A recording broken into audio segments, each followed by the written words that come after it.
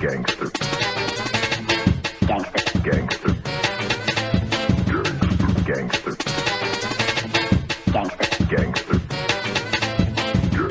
Gangster. Let's do it.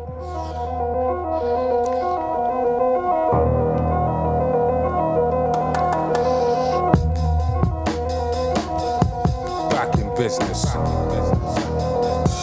Yeah, we back in business. Listen, from now on, don't nobody talk to me directly. You understand? You got business with me. You talk to Huey. Huey, you talk to me. You got it? I do what the song say. I'm chillin', I'm cool like I'm Fonzie. Don't make a match rich like a Rombe, cause I fuck a shit up the wrong way. Nah, we are not hombres. When it comes to the P, then you gon' pay. Better gather the fee that you owe me.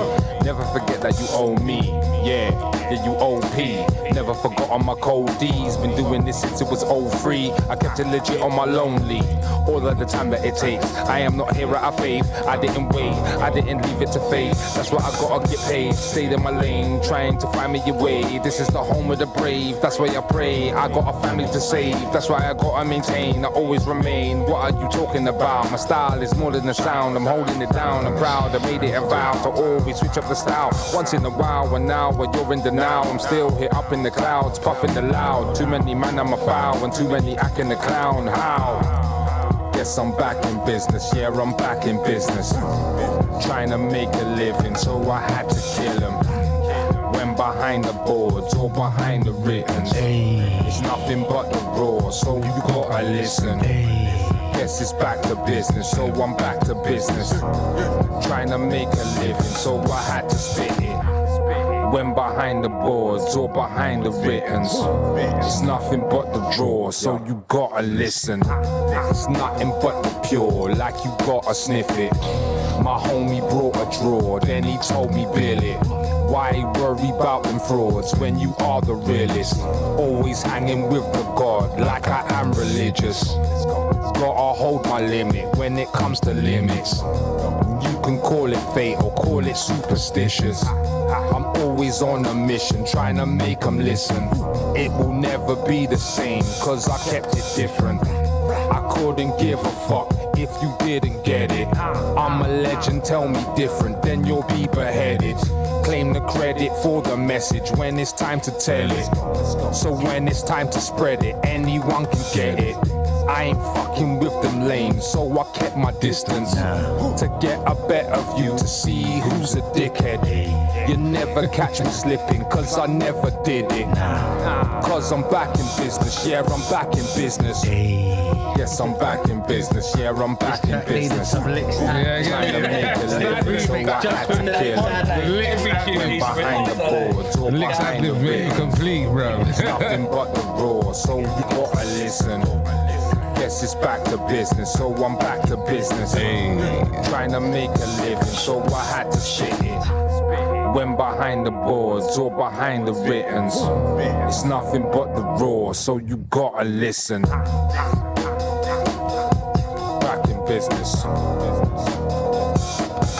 Back in business. Yeah, when I made this, bro, it was pandemic times.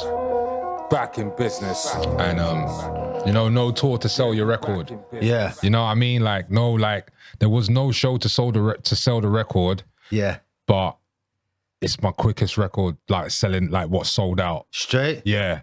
I still, me and Jazz are like, how the fuck did we do that? Yeah. Like, yeah, we like. There, though, I suppose, in a way, it's different. But Yeah, people are like, oh, well. I don't know, maybe, I don't know, at the same time, it was the first record I put out since, well, it was before Magnum Opus, wasn't it? No, yeah, it was after, right? No, I think it was before Magnum Opus. So like, I hadn't put out a record for a while. It had Dirty Goods on it. It was like a 4-track EP. I had a picture of me as a youth, you know what I mean, on the cover, like, and obviously the message was I'm back in business, like, I'm back on this thing. You ain't got to go holler no third parties, people who misrepresent me. The man is back. Yeah, you know what I'm saying? Like, you ain't Come got straight to P. Yeah, but it was like at a time where it was lockdown, bro. It came out 2020. Like, so how are we gonna? Usually, we had when we put it out, like, we had the blueprint of show, sell, and then obviously we got distributor. They'll take some, so we'll get the rip. But it all went. Yeah, I'm yeah. like, It was a wow. mad time, bro. Yeah, like I didn't. Hey, Gangsta Hippy podcast. We're fucking back. Yo. I guess you could say we're back in business. You get me? Parky, what's good, bro? What's good? Thank you. Ozzy, what's good, fam? What's up, Lex? I'm good, We got a very, very, very special guest today. The legendary hip-hop connoisseur, master, rapper, producer, Micall Parknsun. What's good, my boy? Thank you for having me, brother. It's Thank great you. to have you, bro. It's an honor. When we started doing this, I had a list of people that I was going to get on the show, and you've always been on that list. Oh, Do you know wow. what I mean? Thank you. So it was only a matter of time. Do you know what I mean? Thank you. It's lovely to be acknowledged, bro. Like, I know it's I'm hard. seeing you through all the headphones and mics right now, but I know you're over there. Do you know what I mean? Yeah, I hear you, Don. But yeah, it's an honor to have you, bro. How you been? Living, I'm thankful I'm still living. You know, family growing. Yeah, bro. To be fair, like, it's a tricky time right now because I've just, you know, when you're so busy, you don't really take time out for you. Yeah, You know what I mean? yeah, And that's where I'm at, like, kind of now trying to take time out for me, as in terms of my artists, because I help. Well, I don't want to say I help. I love making music for other artists. yeah. It's become an addiction. Yeah. Like, more than making stuff for me. Uh-huh. Yeah. You get me? Like, so I've just been trying to get back to falling in love, deep love with making something for me.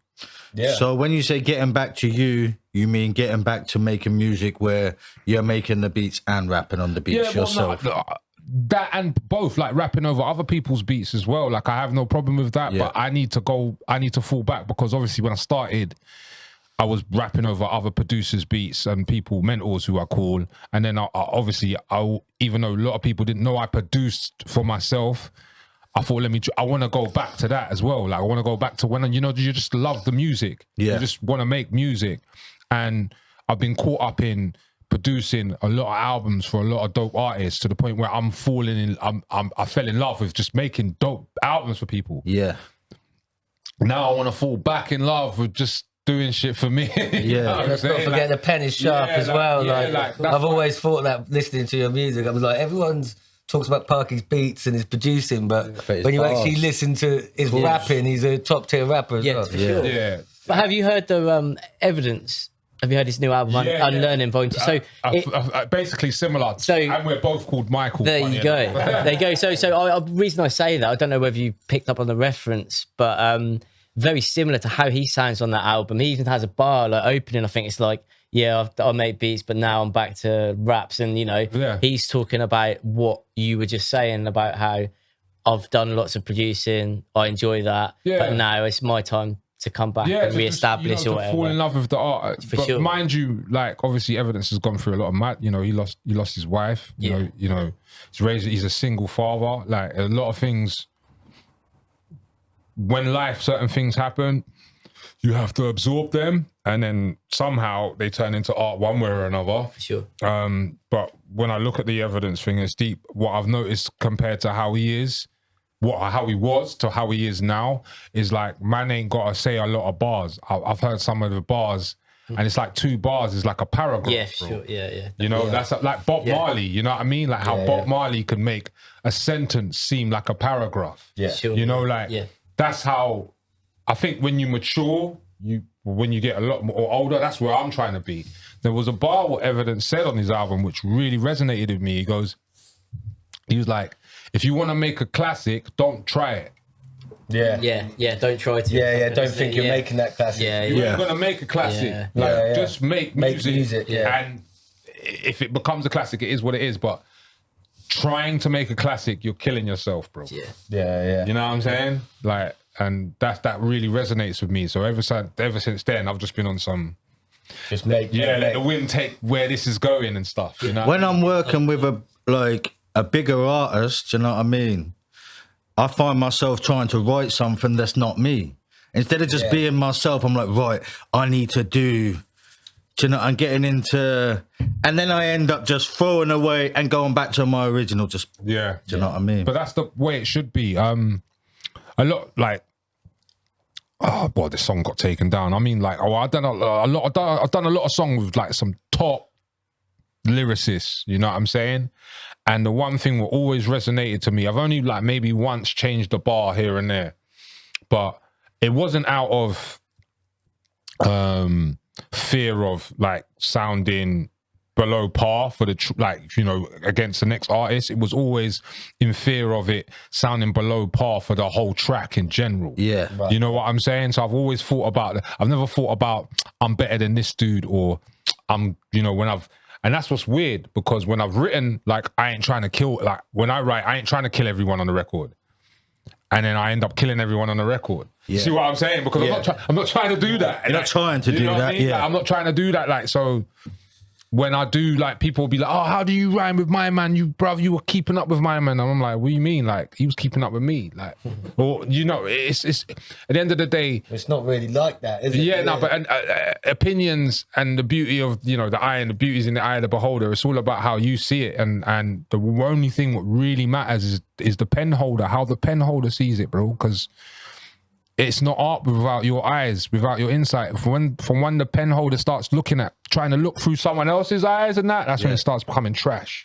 But also, have you got any artists that you just prefer them when they're featured on somebody else's track? Oh, that's a good point, man. Because I have. That's deep. That is a very good point. Some people just step up when they're on someone else's track. Like Stone God Cooks. Nah, bro. His own projects are fire as well. The Rock Marciano album. I'm not even going to get into that because there's some funny business going between them now. Like, we'll keep that off. Anyway, pod. It's about you. But between who? I'm intrigued, bro. I don't know. Like, I'm intrigued about who the funny business. I'll tell you who I really love on other people's stuff, and I think he's ridiculous. But when I listen to his albums, I find it hard, and that's Jid. I really love Jid, man. Yeah. Like I think Jid, like when he spits on other people's stuff, he's ridiculous. But like when I hear his own album, it's like you're just doing the. It just feels like you're just trying to force the bar and some arty farty stuff. But that's just me at the end of the day. I listened to the Offset tunes today. Bodies, is it? Bodies or something? Yeah, like, bro, like, I'm not even feeling any of that. Like, I'm feeling stuff with him on other people's stuff, like, or maybe the one-off single. Like, I even like the Eminem song, like, you know what I mean? So it's like, but as a product, I think the last album he done before, I can't remember it. I know what you're talking about. The one with, like, it's got bare photos of him in the dark. Yeah, that's dope. Yeah. Like that. Yeah, that is dope. I can't front, I think it is. but like after that, it's like anything I hear you on, I can't really deal when it's just you. I can just deal if you're doing something else. Yeah, with someone else. I hear that as well, isn't it? You know what I mean? Yeah. We're gonna get into lots of music, but if you don't mind, bro, just for people who might not know you or people who do know you, let's take shit right back. Do you know what I mean? So, first and foremost, where was you born, raised, grew up? Born and raised in northwest London, Kilburn. North Wheezy, Kilburn High Road. Down the road was Labrador Grove. Up the roads, Cricklewood, Harlesden, Kensal Rice. Kick-off head crew back in the days when people were getting their heads kicked off. But you know what I mean. Like, it used to be a bit serious, like in the 90s in Harlesden as well. Yeah, especially, sorry to say, if you were white, you get me. Certain man was just literally just robbing white folks. Yeah, they would not rob black people. Like, weird. Sticking up white boys on ball courts. But the thing was so, like, I don't want to say dope. Some of the man them who was from there, like, big up Paul Fitzgerald. I know you don't live there no more, but like, he was from Mozart. Do you know, like, you'll only get like the one Donny, and there will just be bare of us, and that one Donny was the craziest. Of course. You know what I mean? The one white guy, like the one, like, So your K Cokes and that, they're from that club. Every ends has got one, innit? Right, you know what I'm saying? So, but getting into rap, like, around the 90s, well, when Illmatic came out, 93, 94, like, I was 14, bro. Yeah. I used to get, like, cassette tapes. I had 80 Aliens, like, the golden era I lived through. Yeah. So that was very helpful in terms of finding rap. And while the golden era is happening, we had obviously the blossoming of, London Posse was already popping, but Demon Boys, Gunshot, we had like people starting to be played. Like even when you would listen to or watch your own TV raps, you'd see London Posse, then you'd see De La Soul. It wasn't a UK rap thing back then. It was just rap. And then when we got to like the noughties, all of a sudden someone wants to put some name shit like urban and UK rap, and then it got dumb in it. But like I remember like growing up specifically around that era when weed was weed before it became ska. You know what I mean? Like and that molded me, shaped me. Like, you know, I'm from a single parent home. So like my mother and father, they got divorced when I was 3.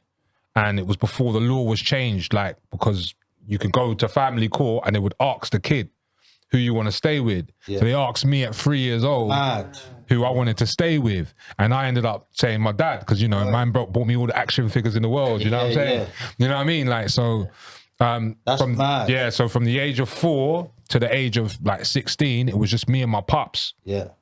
And I'm looking back, like during going through it, you know, the amount of fights I had in school, nightmare, innit? You know, like you just had to say mom, and that was it. You know what I'm saying? Like, you know, like, like, so. Did you have contact with your mum though? No, not until 14. That's what I'm saying. It was a peak Kramer versus Kramer situation because, bless my mum and my brothers and sisters. Like my mum met someone else like after they split up, and she got pregnant with my brother Ija. There's 4 years difference between her, and his dad done something like nothing sexual, but he abused me a bit. Like, you get me? And my dad just saw something, and he's like, nah, not having it. So he just took me, and because of that, even though my mum had access, he was just bitter at the whole situation. So he's like, nah, it's just me and you, innit? And like, it was kind of like, as long as he's still about, he ain't going there. And then he went prison, and then when he went prison, he still didn't let me visit. You know the ones there? Like, and then... What, your dad went prison? No. My brother's dad went prison, you get me? So when he went jail for armed robbery, there's no reason why I can't go and visit, but you're still kind of, you know, because they have to remember, my dad was married to my mum. It wasn't like my brothers that they never got married, you know what I mean? All the kids what my mum had after, it wasn't in wedlock and stuff. So it was like, it was a bit of an off-key thing for my pops to like deal with. And, you know, it's kind of like deep looking at it in hindsight. But yeah, for like 14, 15, bro, I didn't know. My mum just lived down the road from me, bro. I didn't even know. You know what I'm saying? Like the amount of fights, the amount of, bro. So a couple man got joke over my mum, bro. You know what I mean? Like, and then in the end, you know, the truth always comes out, innit? So now me and my mum, right and rain, like all my brothers, we're all tight, you know what I'm saying? But you're still blessed with pops? Yeah, bro. Like, look, it's just me. All my dad is, he's got me. I'm his only son. Without him, I wouldn't, like, even, that's what I'm saying. That's why I'm so thankful for his guidance and taking me Africa, taking me certain places. Like, my dad was making me watch Roots from 5, bro. Like, he was raggo. Like, every time I went to Ghana, he would show me the point of no return. He'd show me where it was. So it was a lot, like, it was being ingrained in me without me knowing where I come from. Like, because if you don't know where you come from, you'll never know where you're going. And I feel if my dad did not do that for me, I wouldn't be a husband, married 20 years plus with 4 children. You know what I mean? I wouldn't have these things, what are made out of nothing, by being shown what it's like to have nothing. You see what I'm saying? So even like back in the 80s, when we're coming back, it's like, bro, we're all right. If I get sick, I can go doctor, see a GP. I remember I was turned 16, and it was a very emotional time for me at the time. I remember, and I got ill because basically I ate too much Gary. Gary's a African food. It's like, it looks like powder, not coke. But like, yeah, I ate bear, and basically it dehydrates you, innit? I got so dehydrated, I needed a drip. So they took me to the hospital to give me a drip. While that's happening, some 6-year-old boy has just died. Right there, they left him there, bro. Mad. And that's because the family ain't got money. This was in Ghana? Yeah. Is that where your dad's from, by the way? Yeah. My dad, well, my dad's born in Togo, but yeah, Ghana, like. So it's like, that just fucked with me. Like, literally. Like, I was literally shouting at the doctors, like, I'll pay. Like, mad. You don't really need that on your brain as a 16-year-old. But it was a rude enough awakening. And it was my birthday, bro. You know what I mean? So it's like, when that happened, it kind of like just changed my whole so when I came back, slowly and surely, you don't have to sell the coke. You don't have to stash the Sean off. You ain't got up because, bruv, you don't know how lucky you are already. Yeah. Just being on the dole, you're lucky, bruv. A poor person in England is a lot better off than a poor most person of in the Africa world. or anywhere in the world. Yeah, look. Nah, for real. What about Mumsy? Where's Mumsy from? My mum's from Barbados, but born here, but raised in Barbados for a bit. My mum, my grandma, and my granddad. My granddad was in the army British Army. I don't know if he worked on the ammunitions or he's a mechanic. Like, he helped, sort out the jeeps and them things there and all of that. Rest his soul, bless my granddad. And because of that, they would travel a lot. Like, my mum knows how to speak Chinese, bro. Mad. You know what I mean? Because they went to China. They went to, was it Singapore? Yeah, China. They've been to States. They've been to Germany. It was a different. Yeah, so every time they went to school. You know what I mean? My auntie and my mum went to school, and then they had my uncle Anthony. Because your granddad was in the military for what country? UK, bro. Oh, because he was the UK military. Yeah, bro. Right, like, via Barbados, because Barbados is part of the Commonwealth, innit? Right. Yeah. You get me? So, like, like, literally, he was in the army, man. Like, so seeing, and it's deep because apparently I look like him. Yeah. As everyone says, you know what I mean? Like, I was with him, what was it, 2 years ago? No, 3 years ago he passed. And I was with him quite extensively, even though I did not know him. That, you know what, it's kind of weird, you know what I'm saying? But it's like we knew each other. Yeah. I let him meet his, because my other kids couldn't come, but he met his great grandson, my eldest, and it was deep, like, just bonding, like, you know what I mean? It was I'm just quite happy he got to do it. Like, we got to, know where you come from before you went. Yeah. Because I think that's a lot of problems with the youth, and a lot of that is because we don't know where we come from, bruv. And because we don't know where we come from, we're just frustrated and do dumb shit. Did you get wrapped up deep in the streets? Yeah, I was. Did you miss prison, all of that? What? Yeah, no, bruv. I would, I'm my dad. That's what I'm saying. That's why I had to explain that first. If my dad didn't do a lot of them things, I would be in prison. If my dad didn't do a lot of them things, showing me Ghana, showing me things, like, I don't know, there's a song on Me, Myself and Akai called Monster Under the Bed. Yeah. And that's a true story. And it's about, well, bless his name, James Anderson, I think he might be out now. He got done for manslaughter. But basically, I had his piece under my bed because we used to sell bits. Because I was the one who no one really looks like he's doing things. He just does music and what have you not. I was a stash house. Yeah. And I got kicked out at 16. So that's easy. You know what I mean? Everyone can come to mine.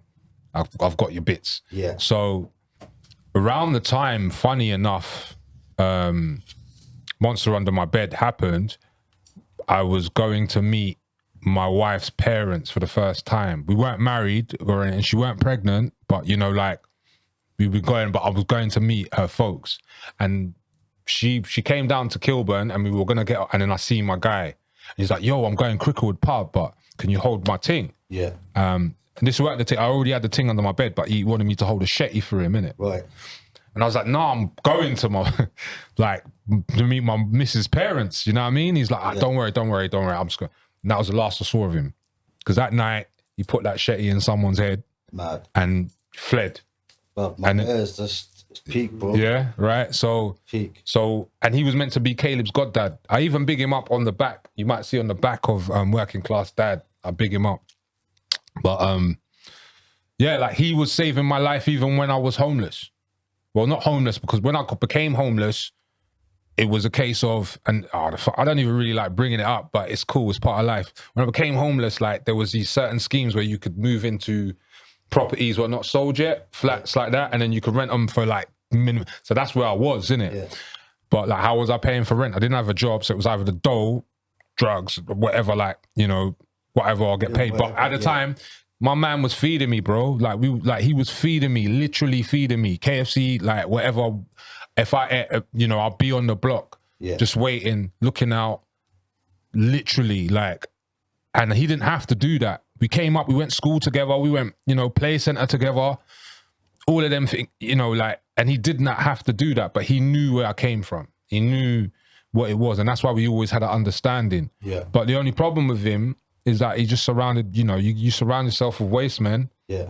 It's only going to take one of them to take you down, or one of them for you to prove yourself. And by you proving yourself in front of this waste man, you're taking yourself down. Yeah.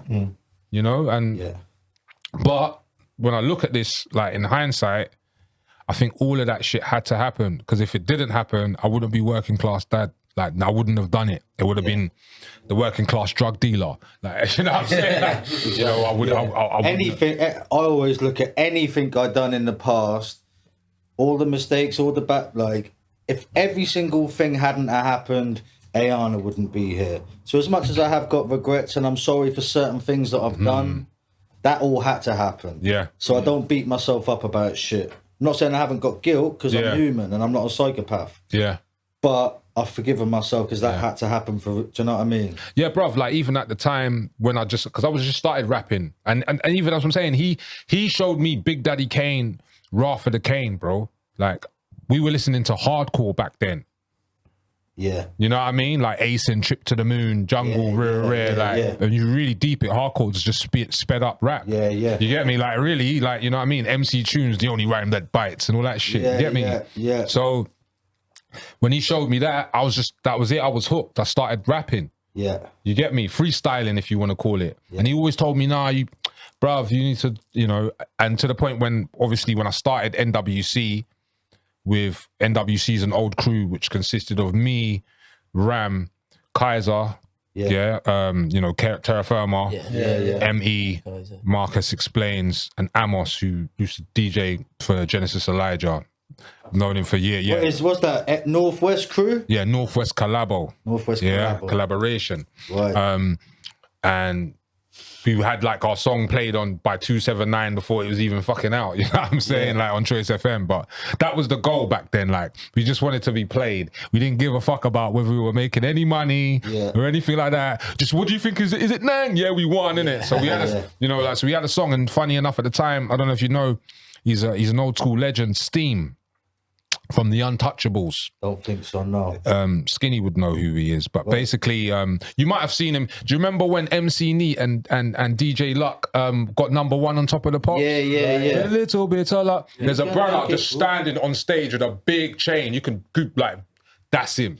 Yeah, right. So like, he heard one of my songs, innit, and like, I was like, bruv, you know the ones there? He wanted to meet, man, but I was scared, bro.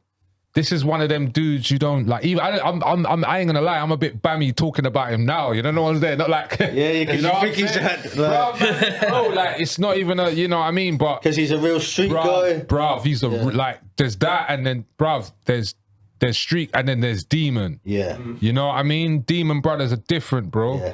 They'll, you know, I can't explain it, but I've seen certain things where man's helping him, and then man's ended up getting robbed. Yeah. You know the ones there, like, I'm trying to help you, and then you just robbing me, bro. Like, yeah. You know, like, it's crazy shit. Like, so it's like, I don't want to meet you. Yeah. You know what I'm saying? Rap, motherfucker, rap. I don't want none of that shit. You get me? Like, so, like, you know, looking at back in hindsight as well, like, when we did the whole Northwest collaboration thing, and then obviously Northwest collaboration dwindled down into 2, which was me and Ram, 2 halves. Done the Freedom Fighters song, which you might have heard, with me, Jess, Kalashnikov. Yeah. It's doing around, like, I made that like ages ago. Like, it's like 98, 99 times. And I just always had the hunger for the ting, innit? Like, for the music ting. So basically, you was in the streets a little bit, but you would say that music was your savior. Yeah, like basically, you know the ones there where everyone knows you in the hood. Yeah. The crack dealer, the heroin, you know, everyone, the gunman, the man them who robbed trains. Like, I knew, bruv. I don't even know if you remember this. I can't really incriminate anyone, but this happened in maybe 97, 98. It was on the news. Jubilee line got robbed. Whole carriage. Okay. Yeah? The whole carriage robbed with a sawn off. Mad. All I can say is I went to school with about 5. You know what I'm saying? You know what I mean? So like, So what was that? A gang of man done? yeah, bruv, they just robbed the egg, bruv. Man, one man had a thing, and the next man just emptied out everyone's, like, give me your shit, your wallet, your chain, your watch, whatever, on the carriage. They emptied out. So like, man got on at Swiss Cottage, and man got off at Finchley Road with a whole carriage road full of shit, and then got off, and then caught the train back, thinking they can get a next carriage, and then go home. Crimes were different back then because there was CCTVs and there was surveillance. But back in the day, people was robbing security vans, banks, post officers, because they had money. Like people had money on them. Physical cash. Banks had money. Post officers, like nowadays, you go into a bank, you probably get a couple bags. No, but bro, there's no money there. Exactly. Do you know what I mean? But it's funny, like, because even when you were talking about that CCTV, 2 of the man them out them got nicked for that, and obviously, so everyone else who was proper masked off, covered off, all right. But a lot of the people who were wearing, they couldn't wear them clothes no more because it was just bait. Because that's how it was, like, literally. You know, obviously it's different now for forensics and stuff like that. But you know, the item of clothing you were wearing was very, you know, if they saw that shit on camera and then they see you somewhere else in it, you were done. That's how they would get you in it. So man would just usually, remember my brethren just dashing away a fucking £100 bomber jacket, blood. It's like, you know what I mean? Because man was in it, like, you know? Yeah, man, sorry. Let's let Bucky out because this sometimes ends in catastrophe. Yeah, the Do you know what I mean? It'll take 2 or 3 girls to get up. He'll use my leg. He's got gym shit. I'll see you in a sec. Let's keep the thing rolling though. Yeah, cool. Yeah, but the streets has always been a part, or integral part of me growing up. Love, man. Peace. See you in a bit, guys. Integral part of me growing up because I was basically, as I said, my dad raised me in it. So raising me is not necessarily raising me. How's he gonna work? How's he gonna how are we gonna eat? Yeah. So my dad would minicab driver, both jobs. Don't answer the door to no one. You know what I mean? So like, give me the video card. I was allowed to rent out 18s from the age of 6. Mad. You know, video. You know, you can go to the, you know, the video. Blockbuster and all that. Like not even Blockbuster. Well, we had the video man in the off license combined. You know what I'm saying? So like, man was watching Exorcist at young and all of them things there. I've been desensitized from young. Yeah. You know what I mean? So when we went out, and there was no, like, I could come home. My dad's still at work at 10 o'clock, school night. Yeah. You get me? My dad's still out there. I remember I went to the shop to get Goonies. But got ghoulies. Oh, bro. Do you know what I mean? What part? What? I've seen all 3 of them. I don't even know, but I was little. Do you know what I mean? Like, coming out the toilet. But this time, my mum was like, "What the fuck is this?" Do you know what I mean? Like, yeah, man, You've got to put that in a bar now, man. Yeah, trust me. Man thought you man were raised on Goonies. Do you know what I mean? Us man were raised off Ghoulies. Hey! Mad, bro. But yeah, the video, that was a part of, do you know what I mean? I was back in the day, that was a part of the 80s. Video man and all that, do you know what I mean? There's been a lot of different eras. I miss the DVD era, the mixtape era, all of that shit, bro. do you know what I mean? Yeah, but smack. Before I forget, so like, yeah, do you know what I mean? You was streets, raised with that. What music was in that? Not what you was listening to, but what music was in the house? What was your dad listening to? Oh, everything. So you'd hear Peter Tosh. Yeah. Then you'd hear Jolene. Bro, my dad was listening to everything. Like that, yeah. Mainly because black culture fucks with country music because of the stories and all that. Do you know what I mean? But he would mainly listen to that, man. Like, I'd say, and the album I was conceived to, which I fucking hate. Well, I love it, but the album my mum reminds me, I was conceived to Wonder in the Key of Life, right? Stevie Wonder, right? So stuff like that. That was my gateway to music. You know what I mean? Come true, bro. Come true, bro. Yeah. That was my gateway. So like, I remember loving music, but not being into it, just loving what's on, you know, bruv, you know, like you're a bloody 10 or whatever and Tiffany's on. I think we're alone. Like, you know, your pop shit. You know what I'm saying? Like, you're not really, the chart show was on Saturdays, them days there. Like, you know, you weren't really into, and then I go to... Yeah, right? So you go to, you know what I mean? Ebenezer Good, all of them things were like number one, you know what I'm saying? Like, so you got that going on, but you're not really like engaged. You're just engaged with the moment. Yeah. You know? And then that album, I remember specifically, I had to go Ghana and I had a Walkman. I had Wander in the Key of Life and I had Rebel Without a Pause, Public Enemy. Oh, yeah. And I had something else, cassette tapes, you know, and I just rinsed. I remember rinsing the Public, and then when I went to Stevie Wonder, I played. I was there for 6 months. I played it for the whole entire time, bro. Like literally. And I know, and then to find out after rinsing it many years later that I was conceived to it doesn't really help. You know what I mean? But Mad. yeah, bro, like that album, Wonder in the Key of Life. Like I that always album. find that mad when people say I was conceived to this. How do you know you was conceived to it? You just get Well, told, don't you? My dad told me, and then my mum told me. So I'm just gonna leave it at that. And the fact that they're not together, and at the time when I was told they weren't speaking, Yeah. I didn't ask them. The fact that they've both come up with that. Right. That's when you just like, So okay, that album was yeah, definitely that's how I there, know. that was on, yeah. Yeah, I know this ain't a lie because you ain't even got mum's number, like, or you know what I'm Yeah, saying, yeah. like. So I was like, oh yeah, I used to listen to this, man. Did you remember this album? My dad showed me it. Mum's like, yeah, you got conceived to that. And I'm like, what the fuck? You know what I mean? Like, but when I'm telling my dad, oh yeah, man, me and your mum, we really love this album. Hey, you don't know, you wouldn't be here if it wasn't for this album. That's what my dad I would never say. thought of that because Right. nowadays there must be babies getting conceived to drill, King Von, M20, like mad. I've just been on Must be happening. You know what I mean? Like that's how you're brought into. I've just been on holiday and I just Bro. had a great, like my mum's, she's always liked hip hop. I knew she Yeah. liked hip hop.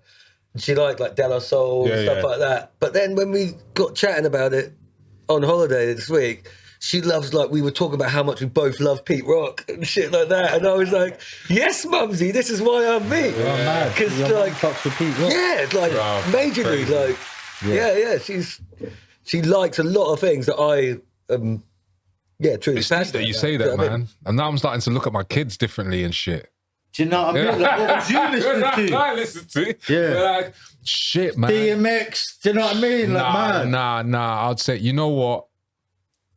When did Lauryn Hill come out? It's 97 or something, the Miseducation. Yeah. Fugees came out like 93, didn't they? Yeah, the 97. Fugees, but then I Her think album came out like 96, 97 or something like 98 maybe. that. Yeah. Yeah, man. I think the score's like I 96, think right? Lauryn Hill is my first son. Like I would say, but I can't. After 6 years, it's a myth. It could have been fucking Jamiroquai. It could be anything, blood. I don't know. Like can't.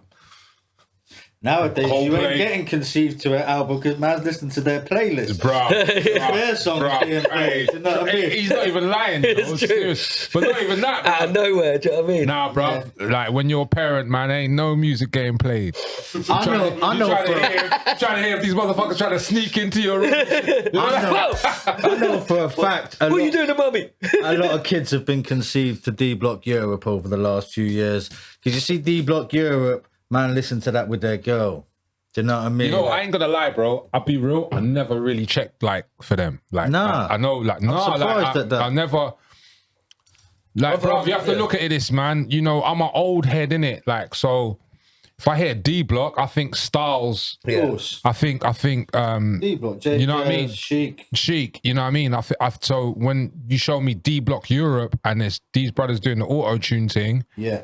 it just throws me off. Yeah. But you know they didn't when they first come out. Have you ever heard them spit? I think I might have heard of one freestyle. Yeah, or yeah. I'll whatever. show you some stuff later. Yeah. But when they first came out, they was young because they was trapping in Norwich when they were young. See, So if you listen to Is that some why of they've their got the lyrics songs- about King's Lynn? It Oh, actually is. getting pulled over on the motorway, Kings yeah, Lynn, yeah. trapping from a crackhead named Steve in Norwich. Like they was down there when they was young. They'd obviously been sent down there doing what they were doing. So they've got that little connection to they've got to Norwich. send cunch, innit? But they've got little spray outs, little freestyles where they were just barring, especially young ads. Do you know what I mean? Before the auto tune and all that. Yeah. And he could bar. Do you know what I mean? But like, But he knows what they sells. got they got obviously they got the cosign from them, man, right? Yeah, they course. did. Yeah. Right. And then they blew up Yeah. to be bigger than them in some ways, money wise. I reckon there was a point where they was making a I'll be lot real more with money. you. I'll be real with you. A lot of people, this misconception, like, just because a lot of people are listening to your music does not mean you're making money from it. Like, when I look at D Block and I look at what they've achieved, like, man has got businesses now. You know, man owned trainer shops, juice bars, restaurants. Black coffee shop. You know what I mean? Him, his dad, and his Yeah, son. what I'm saying. Jada, They learned. You know what I'm saying? They got to. All right, what I meant Jada Kiss and his new podcast. What I just meant got to say is- jokes. about 6, 7, 8 years ago, D Block Europe was selling out tours all around Europe. Do you know what I mean? Like, there would have been a time where they was probably making more money than Jada and Styles. Do you know what I mean? Yeah, if you put it out over the last fucking 30 years, of course not. Do you know what I mean? Because they are consistent. They've been doing it since before Biggie, like times. Do you know what I mean? But like they all, D Block Europe established them to the point where a lot of people wouldn't have even known who D Block. Obviously, we know who D Block are. The Locks. Yeah, you know what I mean? see when you say it that way, that makes sense because a lot of the new generation wouldn't know who they were. Yeah. And it takes them, but it still plays into the, well, bruv, there is no money without the beginning. You know, like it's the same way how you get. Remember, like when you saw the Action Bronson thing with Ghostface? Oh, yeah. When he's got Teddy Pendergrass on the Bruv, back. that shit was funny as fuck, Yeah, but bro. it needed to happen. Yeah. And I think what's happened now is that we don't get any of them things. And I think that's what needs to happen in UK rap and rap because, bruv, I'm seeing certain man talk about like trying to dismiss like Blade, London Posse. Yeah. Like if they didn't do what they did, like you wouldn't be doing what you're doing. Blade put out something, didn't he? Where it's like going back to like you have 81. Well, this is the problem. And the problem with that is we've allowed the industry to dictate what is popular or what should be etched in our history books. They didn't make the shit. They just make money off it.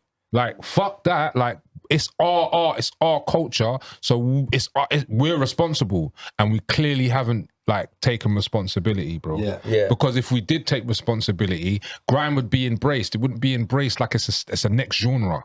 We wouldn't be embraced. That's what I'm saying. Like, when it comes... Brothers, I'm saying, like, rap is rap. If rap weren't rap, yeah... Like I've produced for Sonny Jim, The Fly Hooligan, Fly Anakin, Dirty Goods, Mopman, yourself. Like in terms of the diaspora of different lanes and different people, like I can do that. Same what Premier was doing back in the day. See how you get Premier with Christina Aguilera or whatever, but it was Premier, innit? Yeah. See what I'm saying? Yeah, like, definitely. That's what I feel I'm trying to do in the diaspora things, but with the way how the scene is or the way how certain artists do or the way how they have allowed the industry to dictate how it should be seen, why has there always got to be one man on top? Yeah. Why can't there be a committee? Like when we grew up listening to rap, bro, fucking PM Dawn was just as successful as NWA. Yeah. Common was just as successful as fucking Cool G Rap. Yeah. And they're different fucking lanes. And a lot of the Now- older rappers say this as well. Like everyone had to be different. Yeah, bro. Like now, you weren't meant to sound now, remotely the this is same. what I'm saying. Like that's why I had to bring them up. No disrespect, I like what they're doing, but what they're doing is already been kind of done. Like we're singing and all of this shit. Or what's popular now? You got every man just doing the auto-tune thing, or doing the little baby vibe, or the little 21 Savage thing, or you know, right? Like they're not doing them, or they're doing that, but it's them if they were to do it. It almost was. You see like what I'm this. saying? Like the way I see it, yeah.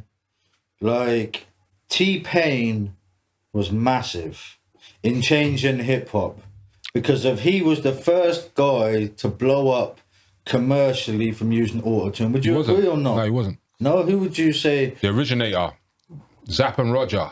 But I don't know. Computer him. love. Yeah, you heard that. Yeah, you know. Computer love. This shit's 80s, bro. But was that where he's got the thing in his Yeah, mouth? bro. like- Zapp and Roger. I mean, bro. even with the Same reverb, did they he have grow a good up? voice. Same dude to the point where Dr. Dre had to fucking bring him in to do California for him. I've seen that. Yeah, He's makes the sense. originator, Yeah. bro. Right. You see what I'm saying? That's what I mean. And it's not even your fault. It's how the industry put it out there. Yeah. Oh, if it weren't for T-Pain, da-da-da-da. No. If it weren't for my man, then T-Pain would say, yo, how come ain't no one using auto-tune anymore? Let's do it. And then like, man, bruv, T-Pain don't even rap no more, bruv. He streams. He makes more money streaming. But Do you get me? in terms of like, I think the next big person, yeah, there's a lot of people who used auto-tune, but after T-Pain, from what has hit my ears, Future, and then a lot of people copied T-Pain. and then a lot of people copied Future. And I would say D Block Europe quite clearly grew up listening to If there was no Future, you wouldn't have no Travis Scott. You wouldn't have none of this shit. I'm totally. When you say 100%. that about Future, 100%. Like, I think Future kind of. But he used to be with Goody Mob, didn't he? He was called like Blockhead or something. You know that? I don't know. I know he was down with the Dungeon Family. That's it, Dungeon Family. Sorry, because it's massively influential. The Dungeon Family. Well, they fucking cornered the market. They even produced for like you said about the Primo thing. They made tunes for En Vogue. They made Waterfalls for TLC, bro. Mad. You know what I mean? Like from Southern playalistic kind of music to Waterfalls, bro. And what's the En Vogue one? Yeah, bro. So many songs, like, and crazy. but that's what I'm saying. That should be proof to show you when something's like sick, how people just flock to it and they want a piece of it. Yeah. You know what I mean? I want that sound. Like, look at Timberland. Look at certain man. They got their, I want that. Yeah, I want a piece of this. I need or you know, like even now, funny enough, big up G-Bags. Yeah, I need a Parky beat. Like some people be saying shit like that. G-Bags. Shouts to G-Bag. Bro. Like, you know what I mean? Like, and I'm like, bro, it's nice to even be thought of. Like, I have, you know, a Parky beat, like the way I want an Alchemist type beat, or you know what I mean? But that takes work. That takes years. That takes sound. I can see it. Like I can see the. So why did people like yourself and the UK hip hop, what you would call it, UK hip hop, if you want to call it that, why was that a stepping stone to the guys that are now blowing up internationally? Was it because some of you lot was keeping it too real, like not selling out? I'm talking about the Micall Parknsun, the Skinny Man, the Task Force. I could use Pashnikov. I can use. Why did no one like blow? Got close. Let me use this for an example. I'll use two examples. One of them is factual. At the time when I was obviously on YNR, this is second time round, just came out. Funny enough, 18 years old now, my second album. Now, when that came out, 16 years old. When that came out, we had like inboxes, like Wretch 32 had sent his shit to YNR. Yeah. It makes sense though, don't you? You can tell. Yeah. Think about that. You can tell, can't you, when you listen to Wretch? No. It's not like, yo, man sent, do you want to put out my stuff? Yeah, right? Yeah. So the reason why we have what we have is because we've got people not ignoring, what's going on. Do you understand what I'm saying? Yeah. Like, imagine Rex 32 on YNR. Like, imagine that shit. You know what I'm saying? I really can imagine that though. No. But what I'm saying is, we have people who know how the system or knows who've been through it, put out records. Yeah. And then we have people who don't. And then the people who know how it is to put out records, they start like saying, yeah, this is how you do it, but they're not showing you how you really do it. Yeah. Right. And it's I don't know whether it's a case of a form of self-preservation. Yeah. Hence why you have grime. Yeah. Like, this is why, because them man, they wanted to get on. They love rap. They love what we're doing. But them man, it's like, nah, I need to... This is why you've got certain so-and-so called legends of the game. I don't want to say any names because I ain't trying to incriminate and cause no argument, but they're still doing support slots 20 years after they've done it before. Yeah. You know what I mean? Like, that shouldn't be the case. What happened to the guy? It's been 20 years. Yeah. And you're still supporting... like this big act, you were big then. Like, who's next? Like, why can't they do it? Like, no one's passing the torch because it's all about self-preservation. We sort of had that in Norwich, a little bit. Like, we managed to get in there in the end, didn't we? But for a while, and there's no hate on anybody, but it was like all the support show, the same people, and there's nothing. It's not them people's fault, but eventually we had to sort of be like, yo. No, bro, no, let's not sugarcoat it. It is people's faults. Because at the end of the day, someone makes a conscious decision to be like, you know what? He ain't really got that much of a following. Or, you know what? It worked well the last time. If it ain't broke, don't fix it. Yeah. Now, do you understand what I'm saying? So it's cool that it's broke. But how do you expect to grow if you're going to be having the same flavor over and over and over? And that's why, big up D-Block. That's why we've got all of these people. Because you're like, fuck you lot. Like, you lot are just on your own.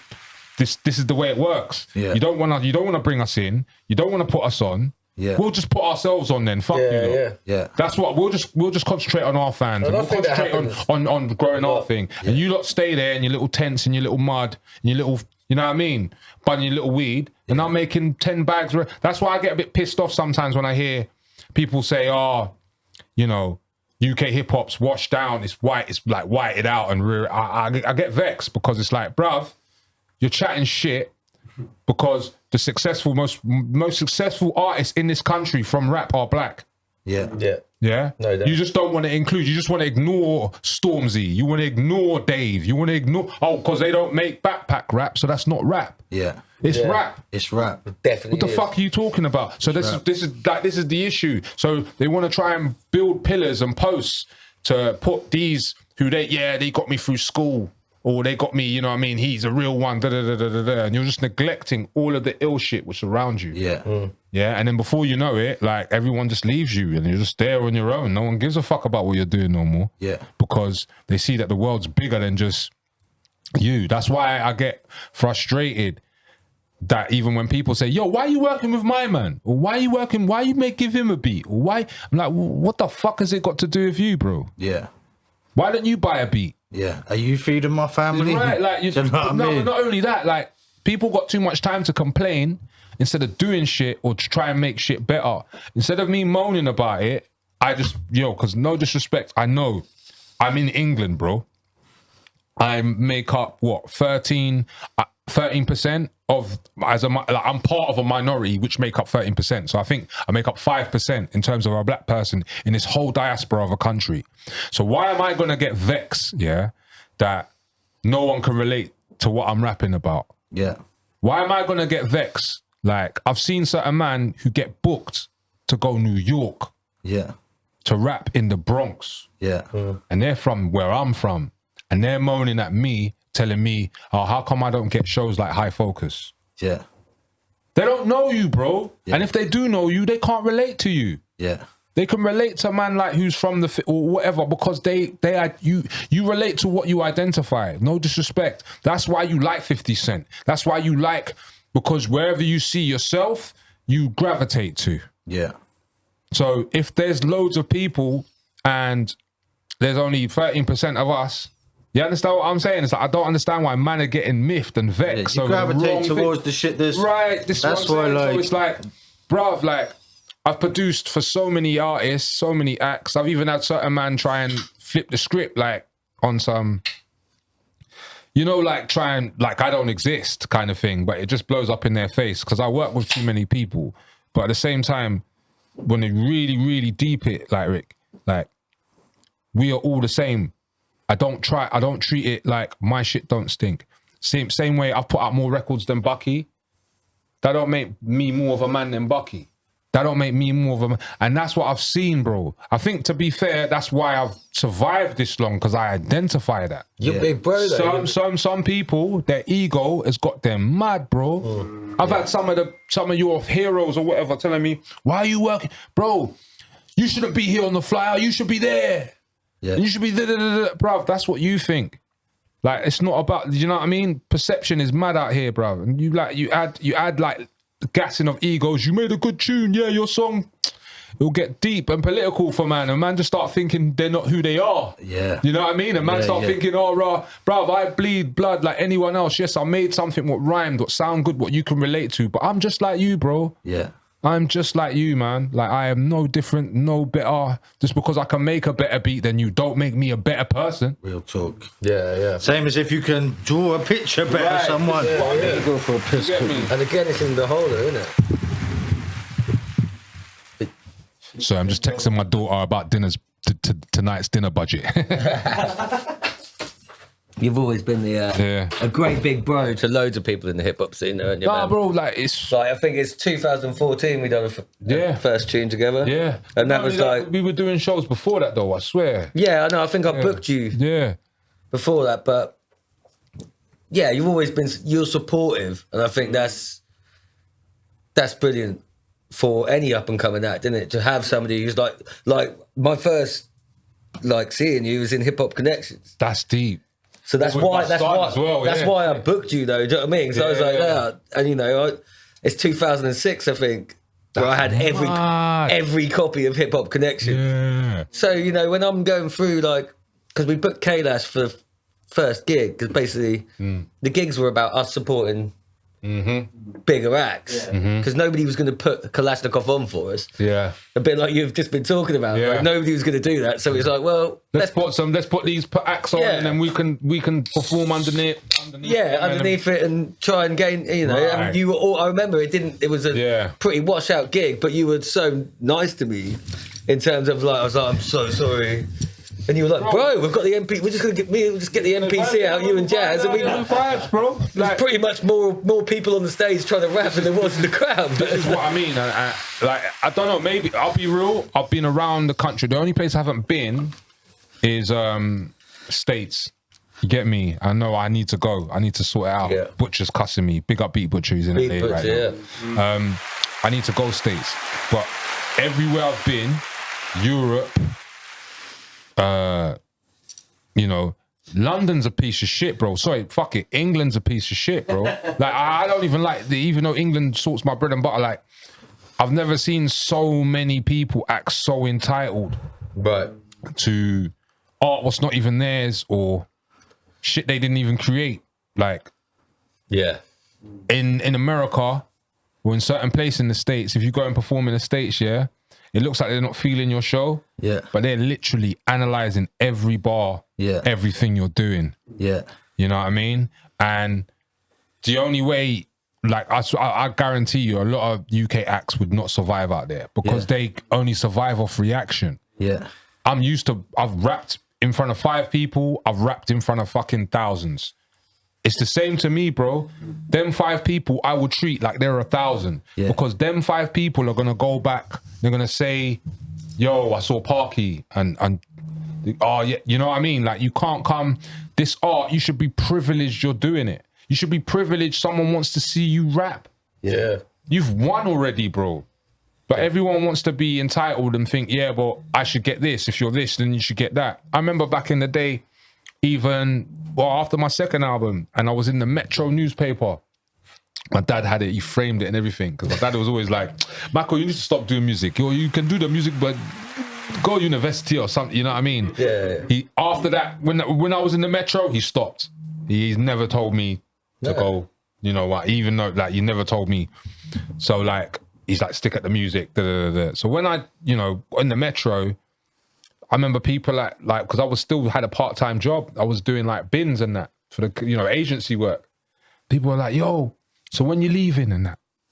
So when you, the way how people perceive popularity or music is crazy. You know what I mean? I remember you telling me Dirty Goods was a locksmith. Bro. Because I booked you and I was like, yeah, he goes, he's just got to finish work. Yeah. He's a locksmith. And I was like, bruh, Dirty. No, but I respect that though, because like, I'm all about and Dirty Goods was a locksmith. I was like, as if Dirty Goods has to work, man. That's what I'm saying. Even when I did working class dad, I was a postman and that. Yeah. Still, like, that's why I find it so funny. And that's why I rate Bashi.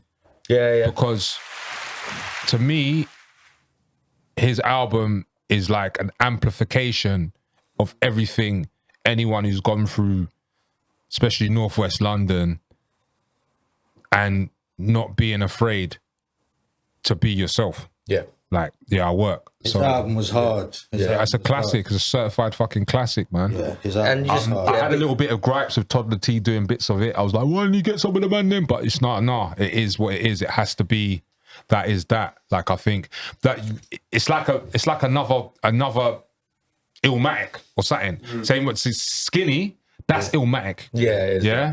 Council of State of Mind is the Illmatic of UK rap. Yeah. Like, in terms of not just your low life, just that's like, I don't think anyone would still to this day, over 20 years later. As I said, that's the Illmatic of our shit. Like, literally, you know, you get classic albums that come around, you might get a Jay-Z here or whatever. Skinny Man's Council of State of Mind is the Illmatic of our generation. Can I just say something quickly while I remember? Do you think that people still have time to listen to an album like that? Obviously we do, we make music, but generally in the world of social media and TikTok and 10, 20-second videos, is the majority of people still feeling albums? Yeah, but you've got to market it differently. You've got to just change your approach. And to be fair, I'm still running on the, if you can, like, basically the independent vibe. So every day or every year, I try and convince 100 of my fans to part with 50 quid. Yeah. That 50 quid helps pay for the music. Yeah. Helps make the music, and then vice versa again. You do it again, you know, like a cycle. Now, if you have that package already in place with 200 or 100 people, if you've got 1,000 followers, it doesn't matter. You get that, then you'll be all right. You'll be on the right trajectory, because these people are parting with money for your product. Yeah. And because they part with money for your product, other people attached to them will see it. Yeah. And that's the organic way of doing it. Yeah.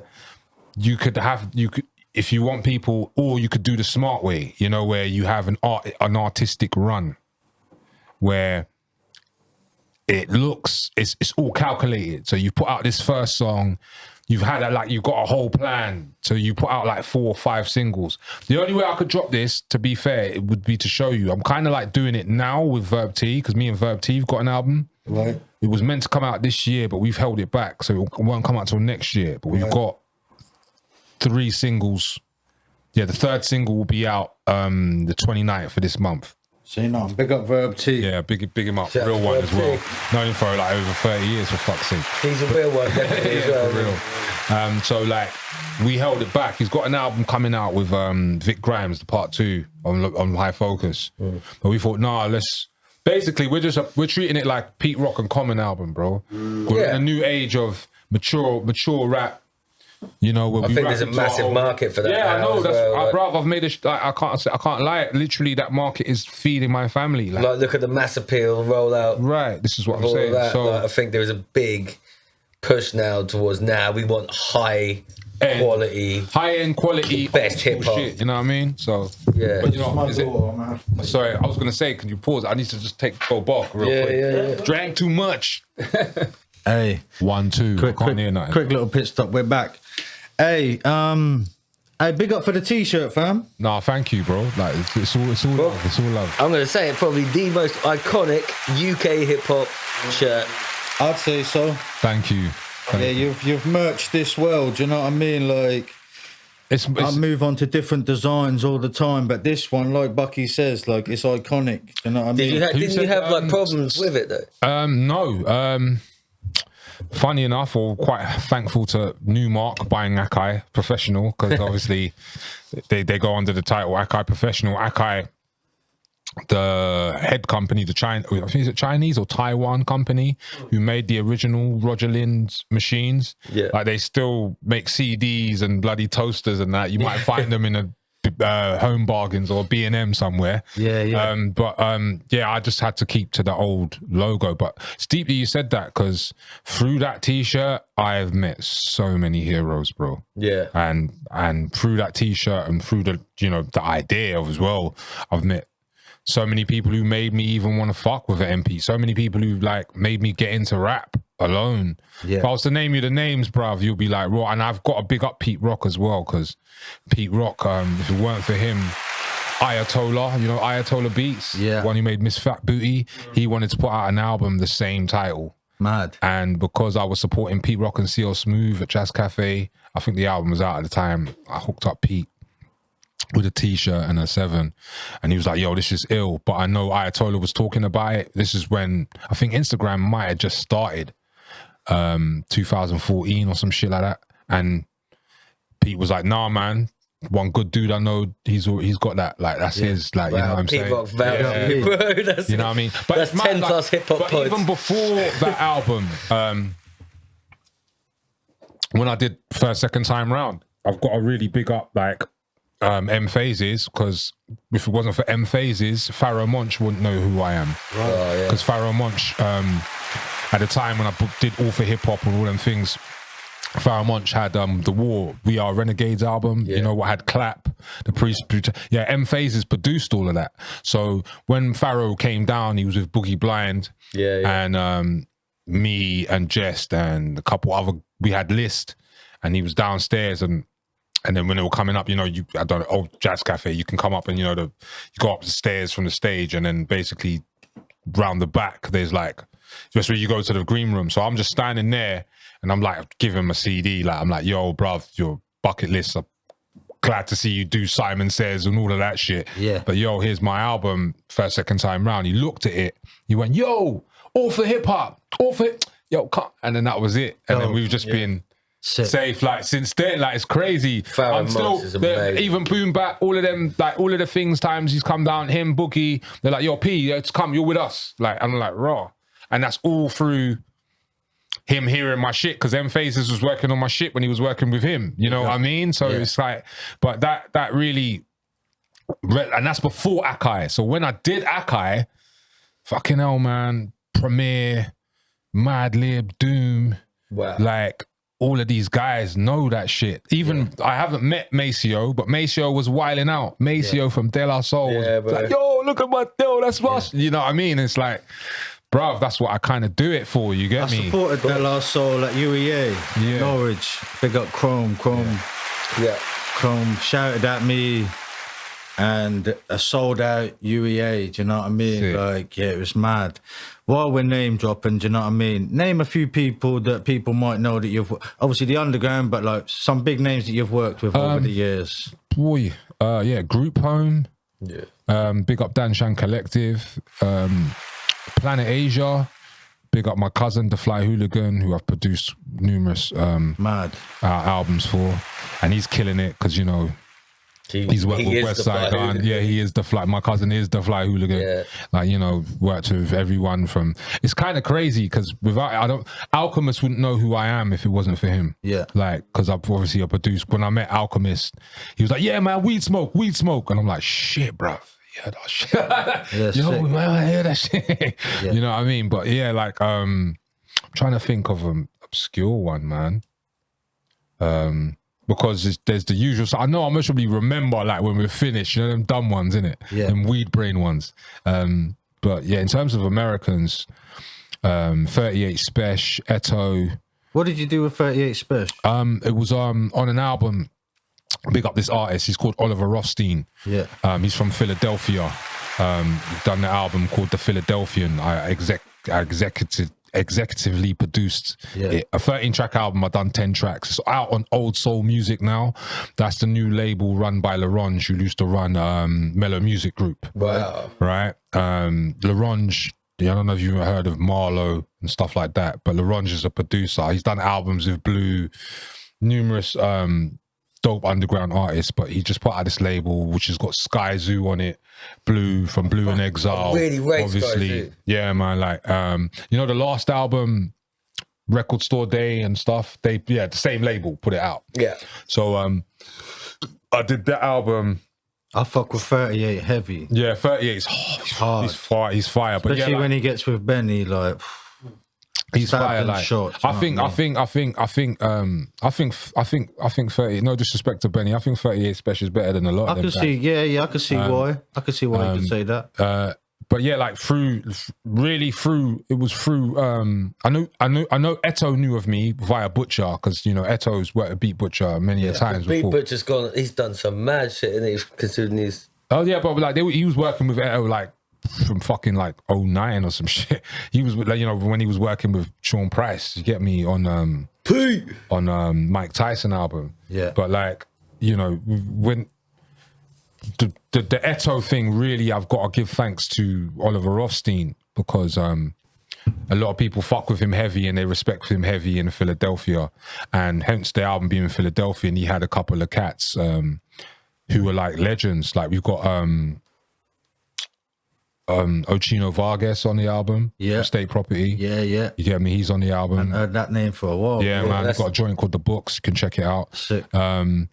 And Vodka 215. And Vodka, he used to be like, you see, before you had all of these men like Meek Mill rapping in the street battling, he was the originator. Right. Like House Shoes, Alchemist. Like there's a podcast with Alchemist, 2 Chainz and Larry June. Yeah. Okay. And they even mention vodka. Like that's how vodka is known. Right. Like Yeah. because he's like they're talking about rappers from Philly. Yeah. And you just don't bow, Cassidy. Yeah, You know how them man get down, Yeah, innit? They're not Black Thought. Yeah. When it Freeway. comes to this rap Different. thing, they're different. Yeah, right. You know what I'm saying? So the fact that he got vodka on a record was bugged out because vodka ain't really been on a record.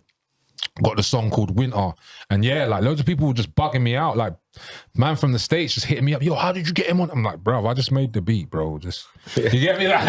In terms of hip hop, like I feel like there hasn't been a time when there's good hip hop being made. It's been there. It went so underground, and You don't discover it until 2 years or 5 years later. It was always there. Do you know what I mean? But like, fucking Ivan from Boom Bap Festival. Do you know what I mean? Like, I see the eyes roll, but no, big him up, man. Big up Ivan every Yeah, time. I've done a lot. Big up, Ivan. Big him up, bro. Like, all I was gonna say was he introduced me to Griselda about 10 years ago. How massive do you think Griselda have been in the resurgence of boom bap and bringing it back to life? I'd say I think they've made it. You can't say they've made it mainstream because they haven't. But they've made it mainstream as they are as rappers. So you'll get them, on clip shit or Ludacris. You know what I mean? they're as big as like a Jada. Lil Travis Scott, you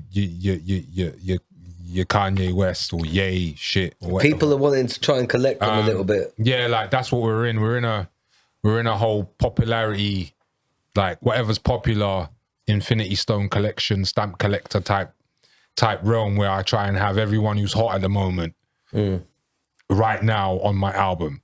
And it's good to know that they're always thought of because they are hard and they have contributed, but they ain't changed. They were doing the same shit what they're doing now 20 years ago. Just that no one cared. He was making music in Atlanta, weren't he? Bro, like West Side. He was living in Atlanta, obviously trapping, doing what he was doing. And then I think Conway getting shot was what made him think, because obviously Machine Gun Black got killed, and then Conway getting shot. It was almost a 50 Cent moment, like, we need to do something now. And I think that's when, like, no, but at the time, like, I'll be real, like, you have to big up, and I think this person is very integral to why they are big today, and it doesn't really get mentioned a lot. You got to big up Purist, because like, and Dope Records, because they still are using the blueprint all of us UK independent artists use, where you just press a limited run. Yeah. And what they did with that, they thought, well, let's turn this limited run into like a fashion show, bro. Yeah. You get this pressing of this, it's only the certain amount, and then you can make a hell of a lot of money that way. Things are exclusive. It makes it very appealing to the... You got to think, but like, bro, my cousin was working Parky's with them. got me over it. My cousin was working with them like before Hermes 2 came out. I think he's fucking with them before, because he's got the Savile Row joint with Westside Gun, which is on the Scum album. And that shit, when I basically, Scum was recorded 2 years before I did Ben Kingsley, before DFH came out. Yeah. My cousin's so ahead of his time. He's just done shit 10 years before. All of the stuff, some of the stuff you get out like now is like he done it ages ago. So let's talk about your cousin a little bit. The Fly Hooligan. Oh yeah, the Fly Hooligan. Yeah. Like, he's dope. What's his, like, just to touch on it a little bit, what's his journey? Because obviously your cousin, so I can't really. He would have to explain it himself. But, from my family's eyes, or from from your eyes, I knew him 10 years prior before we knew we were related. Mad. What? Mum's side or dad's side? Dad's side. Yeah. Yeah. Ghanaian side. So my cousin Didi is his cousin. Right. And his other cousin is Dizzy Rascal. Mad. So when I met Dizzy, I met Dizzy at the Ocean Wisdom show, which was at in Camden. What's that fucking place? What's that? Not Roundhouse. What's that? Electric. Electric Ballroom or some shit. Yeah. Yeah. By the station. Yeah. So I'm there with Pagan. It's me, Pagan. Sorry. You know, you figure it out later. I'm me, Pagan, Rodney P, Apollo, P Money, Ocean Wisdom. So we're all in the room, and I've come, and obviously I've worked with cousins that I've already, like, I think Ben Kingsley weren't out yet, but we were working on it. But I'll come in, I've gone, no, yo, sorry to ask you this, but I think we're cousins. And he goes, what? Like Dizzy. I said, do you know Manny? You know what I mean? Manny's my cousin, innit? Braids, that's my cousin. He goes, what? Emmanuel's your cousin, bro? Then we're cousins. Mad. And he goes, you know what? If it weren't for him, and this is truth to the fact you could ask Rodney P, innit? Because they were in the room. Yeah. He goes, yo, if it weren't for him, I doubt I'd be doing this rap shit, because he used to come to mines in Balham, you know, with his mum, and he would have bare tapes of your MTV raps. Yeah. And then he showed me Bone Thugs and Harmony. Yeah. And that was it. I was hooked. Yeah. And it's like, raw, from that to what you're doing now. Yeah. And he's like, yeah, man, I need to holler him. And it's like, bruv, like, raw, I'm related to Dizzy Rascal. Like, you know what I mean? Like, you know, like, but it's just... Shouts out to Dizzy Rascal. The way how what I loved about that time was the way how the room went silent. Yeah. Because everyone in that motherfucking room knew who my cousin was. Yeah. But tried to play off like he ain't nobody. But when the biggest person in that room is saying, nah, that's my cousin. Yeah, if it weren't for my cousin, I wouldn't even be fucking me. Yeah. I would, you know what I mean? Like bonkers. You wouldn't get none of that shit. And Dizzy Rascal is arguably the biggest rapper from the UK ever. The most successful rappers from this country. Yeah. Yeah? Yeah, that's right. You know, hands down. So it's like, when you hear that, oh, makes sense. Makes perfect sense. But this is what I mean, like egos and people, bruv. It's so crazy. Yeah. You see what, like, I've mentioned this before on the podcast. I was in jail. I was a couple of years into my jail sentence, and I was in Aylesbury, and then I heard Boy in the Corner. And I hadn't really heard grime because no one in jail was listening to grime. Do you know what I mean? You'd hear, in terms of English shit in jail, you might hear a Gigs mixtape, Young Spray mixtape, like old OGs in terms of gangster UK rap, do you know what I mean?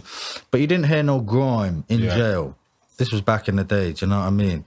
But then, like, that was a completely different fucking sound. I was like, wow, what's this? And like, I didn't get onto the whole grime wave, but like Dizzy and that album, like, I fuck with that, do you know what I mean? Yeah. And then I never really got onto the Wiley thing. I remember, was it Treading on Thin Ice or something? Yeah. Early album. You're not alone. Like me now as it stands of today, I am Grimes. Like, I've got to play, like, all. If I'm not listening to rap, I'm listening to P Money, D Double. Yeah. Anything Swifter production, bruv, I'm there for it. Yeah. Right. You know what I mean? Like, it's not, I don't call it a guilty pleasure. I just love the shit. Yeah. It helps me make the most laid back shit. That sounds mad, but I love grime, bro. What about one of my favourite UK artists is Potter Paper? What's your opinions on Potter Paper? I like him. I think Joe Black's a better rapper, but I like him. I like him. I like what he's come from. The things I don't like are what it is for me is like, yo, and I understand, and it's not his fault, it's his influence, but what he represents already, he ain't got to have grills. He ain't got to have any of that. So you like the early Potter Paper when he was like... bro, that's the shit, bro. Yeah, training no, but I understand, but yo, you got to evolve, and that's how it happens when you got... So, you know, I'm not hating that you come up and... It's just like you... There's a very big difference from when you're hungry to when you're full. Do you think that some rappers come in the game and they're not like proper gangsters? Yeah, they might have been trapping, but through having the money of music and them, they're almost looked at as a boss. I'm not going to mention any names, but some of them are quite big right now. But yeah, I know you're talking.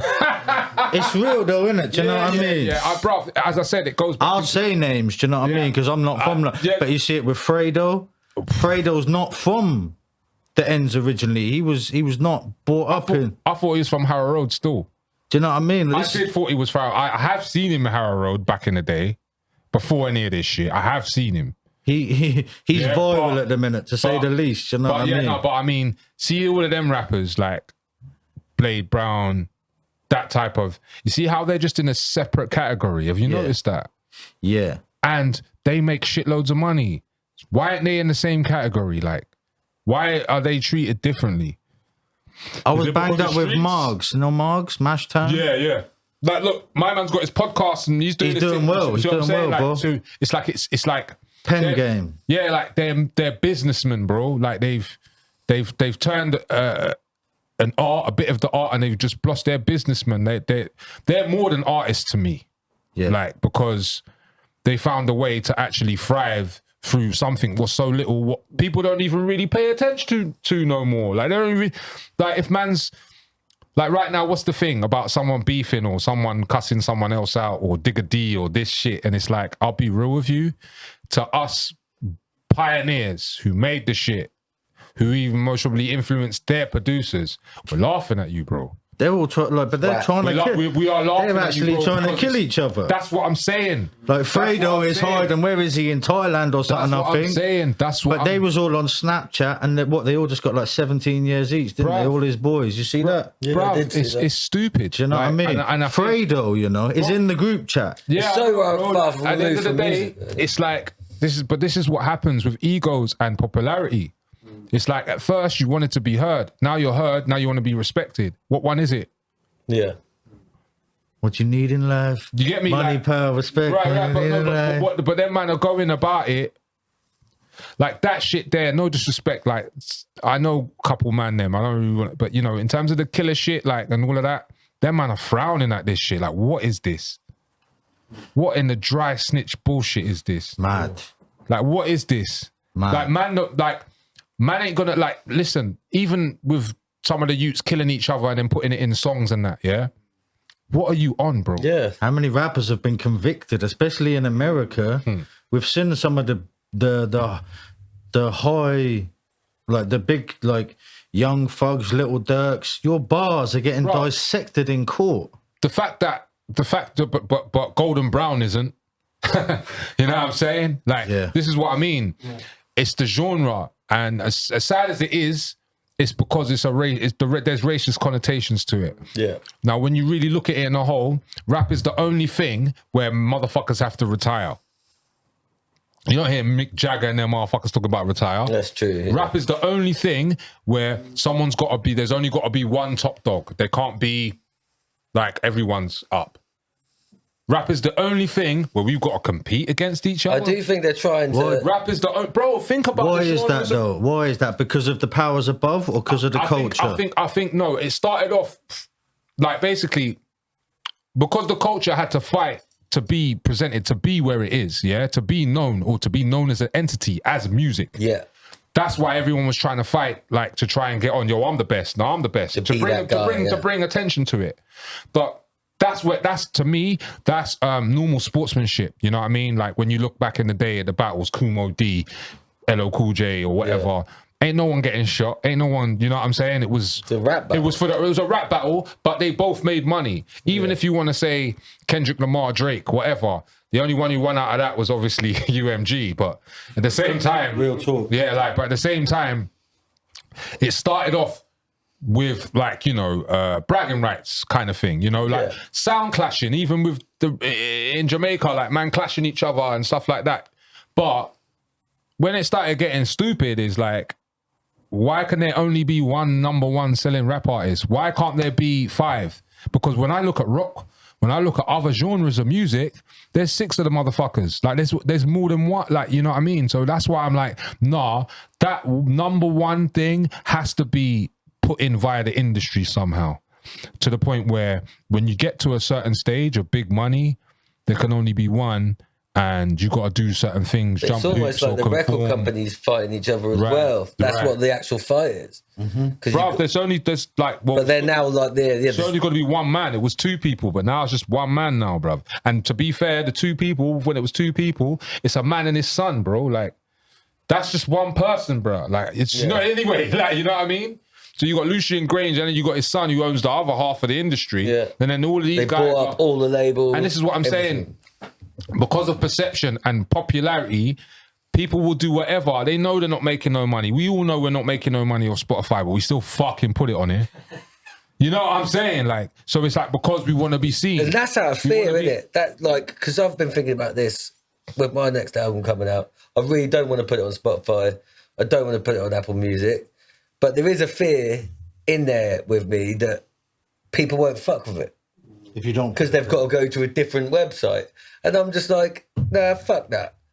I just think we have to start taking steps. It works when you do the right things. This is why it's funny you mentioned him earlier, Stove God Crooks. It works when you do, if you do it properly, right, and if you hold and you be patient. Like, he put out an album on what's that thing called? Even. Right. You heard of that website? No. Oh, well, basically, it's a website or a streaming service what pays the artist direct. Right, okay. They don't take no cut, nothing, but you have to get it from there. Right. Yeah? Yeah. He put out his an EP or something. And this is at the height while he's already, Reasonable Drought's already out. You can only get, you've seen it, yeah? He made basically 6 million. Wow. There you go. Because his fan base is already there, thing. right? Yeah. If he's put out his bigger album beforehand. Now you look at Rock Marciano, it's the same thing. Rock Marciano and Alchemist, well, mainly Rock, I've got to big up him because to be fair, he's the godfather of all of this new shit. Yeah. Yeah? Like, I was going to mention him earlier because when I was saying that good hip hop has always been there, dope hip hop has always been there. And before Griselda was well known, he validated Rock Marciano was still doing his thing all them years. What was he in UN? Yeah, the UN. But before UN Flip Mode, you get me. If there's what Flip Mode, I didn't know. He was part of Flip Mode Squad. Mad. You get me? So he's part of Flip Mode Squad. There's a song, I think you can find it on I think I got it on my SoundCloud. There's a song like see Dangerous MCs, Biggie. The original was Busta, Biggie, it was Biggie and Flip Mode, and Jay Dilla made the beat. Right. Fuck's sake. Mad. Yeah, right. And Rock Marcy's on it. Yeah, I'll try and play it. I think I've got it on my SoundCloud. You know, when someone's put it up and you just put it in. Yeah. But yeah, like banging. You know what I mean? Like in the end, obviously things happened and then they changed it, and then Knots ended up doing the new version with Snoop Dogg, Busta. Right. You know, like, but. Yeah, bruv. Like, man, you go through like phases of creating and curating and doing it. Even like I saw a photo, Murder Mook. Yeah. I saw a photo of him and Stove. He goes, I remember you were saying, I'm going to be on this shit. Like, watch. Yeah. You get me? And he goes, now look at you. I'm so proud. Yeah. Yeah. That was then when man weren't even proper doing heavy URL battles and they're in just like some digi little room, sat on a bed together, bruv. It's like we all come from the same place. It's about recognizing where you go, and especially with Rock Marciano, he's always recognized that. And when he got to like after, this is where I say he's genius. After Reloaded, he was like, "Yeah, I've got you lot now. You want my next album? Come to my website. Yeah. Yeah. Don't worry, just come to my website. Come to my website. I've made about 1 million. All right, cool. 3 months later, put it up. Yeah. Whereas Kanye tried to do it. Same with Alchemist. Speaker. Alchemist will give an album to, well, Tough Gong is not there anymore because they put out my records as well. Like, so Tough Gong. Or, Tough Gong. Yeah, like, or, they put out the Magnum Opus and 12 Bricks with Juggernaut. Really? What I did with Juggernaut, yeah. That's amazing.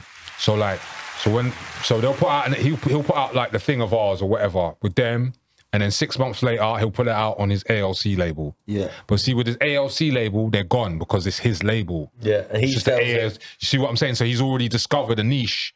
Yeah, you can go and buy that thing. It's got the artwork rare, but now I've got my limited edition thing, and I might put an extra song on it, like. Hasn't Alfredo too got like 4 different covers? Yeah, like you can buy which that album one is you want hard, to bro. I buy. can't even front. Switching it up a little bit differently. We was about to go into it, but what do you think of the whole drill wave?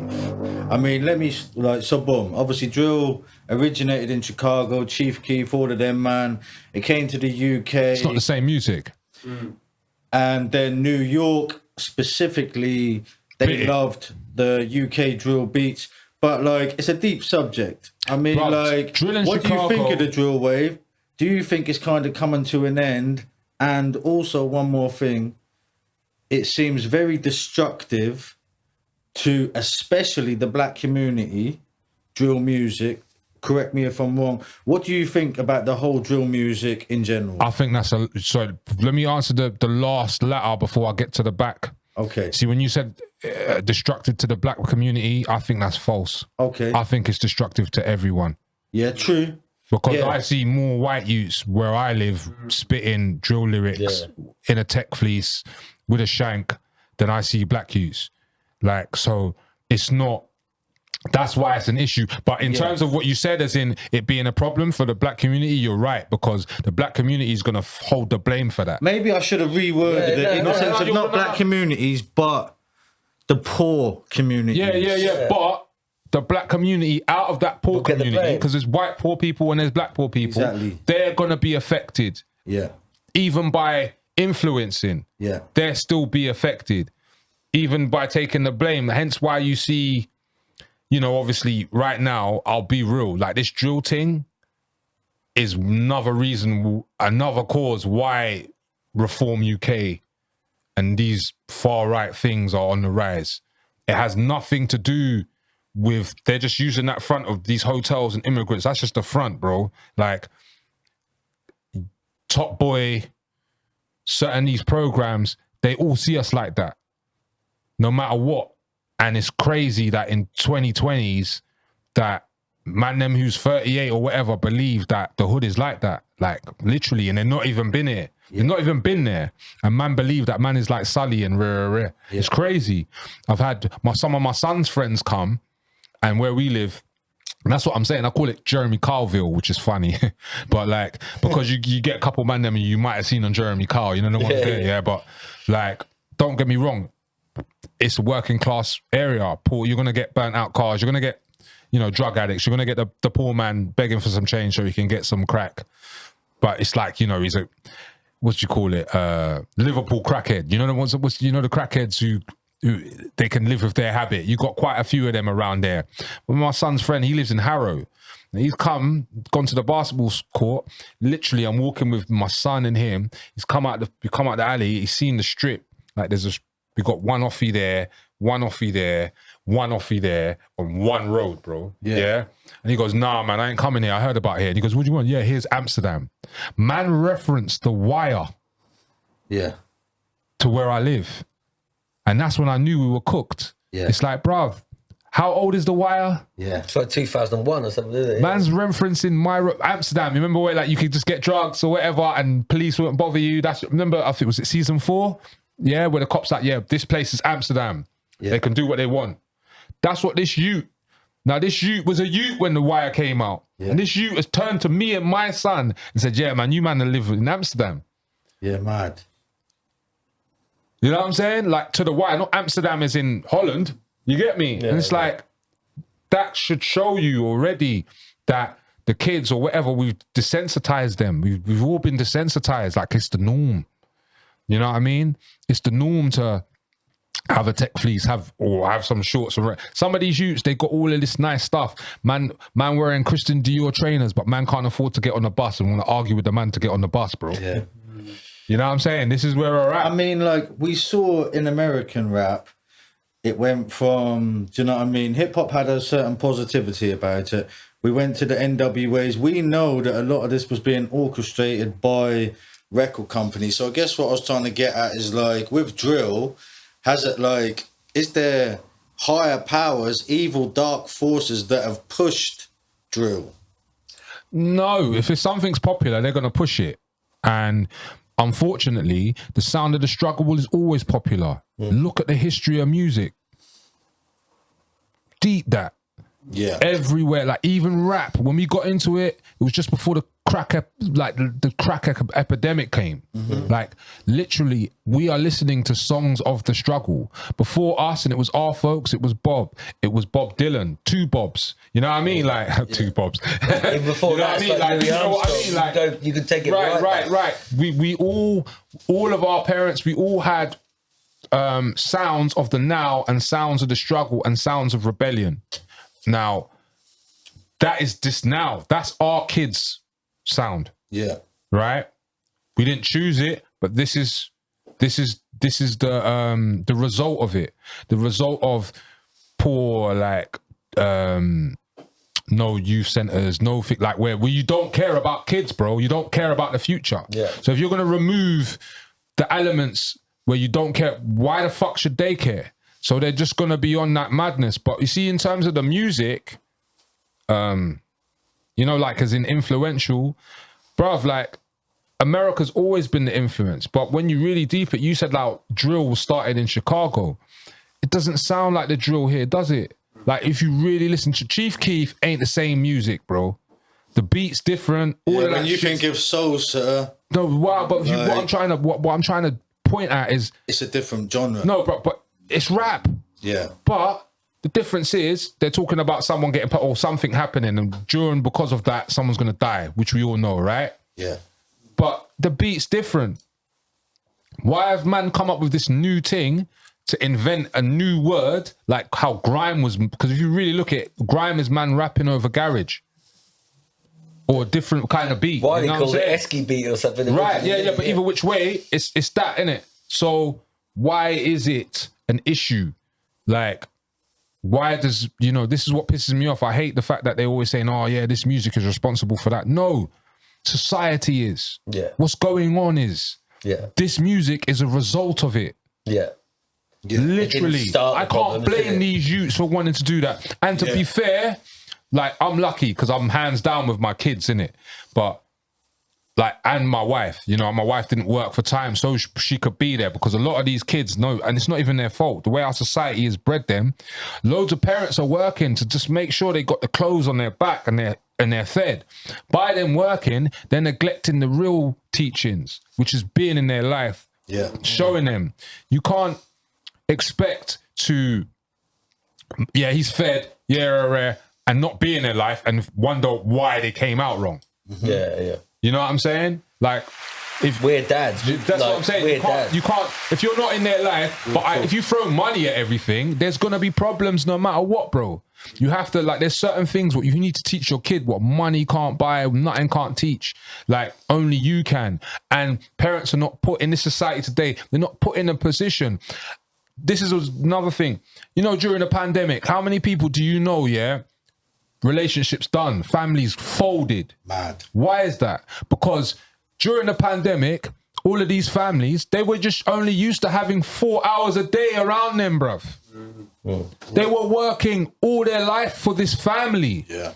Only to have it and then not want to be around them. Yeah. Mad. Right? You see what I'm saying? Breakups, divorces went through the roof. Now, I'm lucky because obviously I've been 11 years, 12 years self-employed. So me and my wife have always been around each other. Wives, you know what I mean? So, but bare people I know split up, man. Families broke apart because they actually got to know the person who they were with. And it just goes to show you, Rob, this society makes you work so much. You got a family with someone you don't even fucking know, bro. Yeah. You know what I mean? Like, you're only with them for like 4 hours and the weekend. I was watching a program last night and it fucking Mind Hunters. Have you heard of it? Yeah. I'm gutted they didn't do season 3. I wanted Hunters. season 3. I've seen them all. I love that shit. But he says when he's talking to the other fed, the two feds, and he says a marriage is a business. Yeah. Do you know what I mean? Yeah. And that fucking, I just, wow, where you broke it down, though, do you know what I mean? It's a business. We got our bills, kid time, It's a business. You've got to make it work. You got to make it work, but it's not only a business. It's like a way of life, right? It's love. Like, there's love, but like plants, anything you have to feed. You have to work on. Like, if you go gym, certain man do that. You know what I'm saying? You have to, like, it's just not, oh yeah, I've done to put the ring on it. Boom, this is what's meant to happen. Well, where's my dinner? Where's my what? You know what I mean? None of that shit. Bro, you have to work on it. You have to learn each other. You have to grow with each other. Every day. And I'm growing with, I'm lucky. I'm one of the lucky ones, bro. I'm telling you. So am I. That my wife had the patience to even wait for me to grow up. Yeah. Because there's some women, bro, they ain't got patience for that. Yeah. I you know, you need to get your shit together before you want me to get your shit. Nah, you need to, like, I'm so happy she waited for me to grow up. For me to, you know what I mean? Because Patience is key. A lot of people think that this relationship, bro. Listen, man. That's not what you signed up for. Nah, bro. Do you know what I mean? Life is not what you signed up for. You didn't ask to be born. No. No, but you know what I mean? But this is what I'm saying. That's the point. You know what I'm saying? Like, so if you didn't sign up for life, you can't bitch about anything. I actually say getting married. That's how I look at it, bro. Getting married for me was the best thing I ever done. You know what I mean? Because it just changed my... This is why I take shit with a pinch of salt, and I'm not out like saying, fuck my man, he's a cunt, he's a snake, this, because life is way too short and so much things are going on. You get me? That's why man is scared to say free Palestine and shit, free Sudan, free Congo. It's crazy. We're in a mad time right now. Yeah. Where saying the right thing will get you in trouble. Yeah. Crazy. And like, even with the right wing, the left wing, same bird. I was then about to say it's two wings of the same bird, bro. Do you know what I mean? Fucking, I could agree with one thing that Nigel Farage says. I want to hear this. But I could. Yeah, go on. It could be about anything. Do you know what I mean? I could agree with one thing. But if I was to agree with one thing that he said and I outed that, do you know what I mean? That could label me as a right wing. Do you know what I mean? You get that the other way. You could agree with one thing he says. It could be about, I don't know, anything.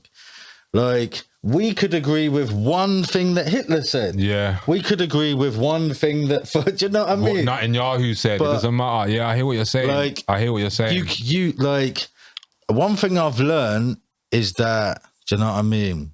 Like, even within certain debates and stuff I've seen on Facebook with hip hop and all that, do you know what I mean? People think that they're like real edgy, do you know what I mean? And they're different to society when they can't actually see that they're fitting into a box themselves. Yeah.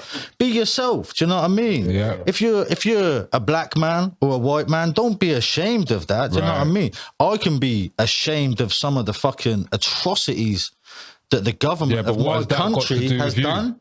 Do you know what I mean? Yeah. But I grew up in a poor family. Bruv, you're a normal person. And their parents were poor and poor and poor. Yeah. So you can't blame me for like shit that we've done. Yeah. I've had arguments with friends that have been to Afghan, to Iraq. They was in them wars. Yeah. And I was saying, bro, why was you even there? Yeah. Do you know what I mean? What are you do you know what I mean? But like, don't be ashamed to be a black man or a white man or English or anything. Do you know what I mean? But at the same time, know your history. We were laughing earlier on. Man. I'll tell if you're gonna put flags up, know that St. George was born in Turkey. Yeah, right. Do you know what I mean? Persian. You get me? Know your history. Do you know what I mean? That's what I'm saying, man. Done the Holy Crusade with kebab, bruv. Do you know what I mean, bro? Man had a kufti taking the Holy Grail on, bro. Trust me, you know bro. what I'm saying? Yeah. So therefore, that must make kebab a national dish. Kebab. Trust me. Do you know what I mean? Fuck fish and chips. Kebab. Big up St. George every time. Yeah, like, do you know what I mean? I hear what you're saying. Like, you have to. Look, we are all human beings. We all flawed. Nothing's perfect. But that's what to me makes humans perfect. The fact that there's imperfection. All I will say you know what is, I mean? Same as you, bro. I came up in the 80s. Do you know what I mean? And it was a fucking racist time. Yeah. Do you know what I mean? It was a horrible fucking time. Do you know what I mean? Like, the elders in my neighborhood were fucking racist. And if you're watching any of you were racist cunts. Do you know what I mean? But my generation, my friends, like, you know, one of my best friends came over. He was an illegal immigrant, him and his family during the Iraq War. Do you know what I mean? Black friends, fucking mixed race, all types. My generation changed everything. But there was a time growing up where a black man or an Asian man, like, you was risking getting beat up just walking across my local park. Yeah, because my elders were racist. Do you know what I mean? My generation changed that. Do you know what I mean? I remember a load of my elders beating up this Asian guy. I don't know where he was from. An Asian guy. Do you know what I mean? I know that's a big thing to say, but like Indian, something like that. Yeah. I remember him walking across. And there's like, where the fuck you from? Disneyland. Yeah. But then just watching, I was a little kid just feeling so hurt watching this, do you know what I mean? And they started beating him up. One nice little thing, I remember him running away and he done a real story. Mum was like, he done a little roly-poly and managed to kick one of them in the face. A little victory, do you know what I mean? Mum's life. Right. But fucking, he dropped a load of change out of his pocket. Yeah. And me and my friend, we picked up his change, Simon Sider, like, we picked up his change and we went and knocked on his family's door after it had just been beat up. And the dad was ready to attack us. Like, he was like, no, you dropped your money. Yeah. And the look in their eyes, like, do you know what I mean? So, but that was a horrible fucking time, bro. That right-wing racist shit was a horrible fucking time. Let me tell you something. That had to, when you just explained this story, that had to happen in front of you to make you. Yeah. This is what I mean. See, when you were saying about like certain, you had like, if that didn't happen, I know I don't want to touch temptation. I don't think you'd end up racist, but the fact that that was the fact that it resonates in your brain and you were young, that was your Stand By Me moment, bruv. That was nah, this ain't right. This ain't nah. Let's pick this check. Let's go and knock. Let's go and. You didn't have to do that. But your soul would not let it lie, bruv. And when you're young, that's what makes you a moral person. And nowadays in this world with racism, yeah, they might say something, but you know they're not racist. They're just caught up in the tabloids or whatever. They're just vexed with whatever's going on in their life. But you know, if shit was to hit the fan, morally, they wouldn't do. They would just try and help a man because he's human. Yeah. You see what I'm saying? Yeah. And the fact that you had it from young, you're good, bro. What's worried now is these kids have it, but they're getting it knocked out of them. Yeah. They're getting it, no, don't do that. They're getting it knocked out of them. No, throw a fucking stone at that hotel. Yeah. Even though you show them a statistic that 85% of all paedophilia are by white males in this country, doesn't matter. Yeah. Fuck that. It's division. But what you said about Nigel Farage is very, very key because him... These big companies, Elon Musk, all of these motherfuckers, all of them, they're the reason you lot are fighting or looking at immigrants because they're the ones putting it out there. They fund the politicians. They're the ones who, because they've got enough money to do it. Yeah. They're the ones who fund Rupert Murdoch, fund the newspaper to make you believe that it's the immigrants doing this and doing that. That goes in the top shelf for every newspaper on every bloody place for every working class man who picks it up automatically while he's doing his shit job, which he hates, to pay this fucked up government. And the first thing he sees is someone to blame. Yeah.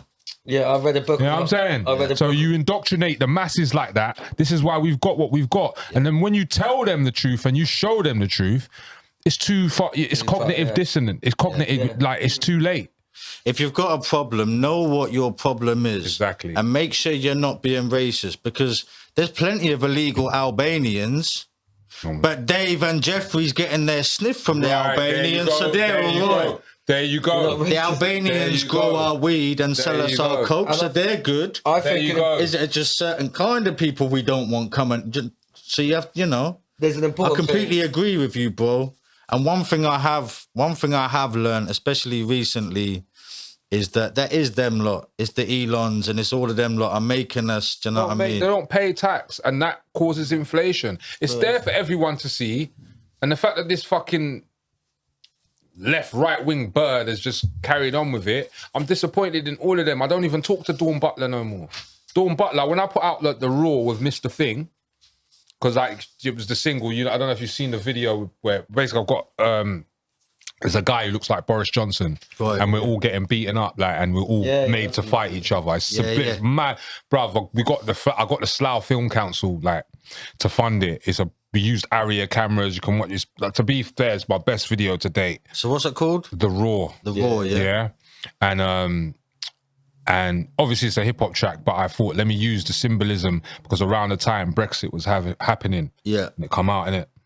And you got the politicians knocking your door and they drag you up, beat you up, innit? And then they've just got us in two factions, to fight, basically making the poor fight the poor. Yeah. You know what I mean?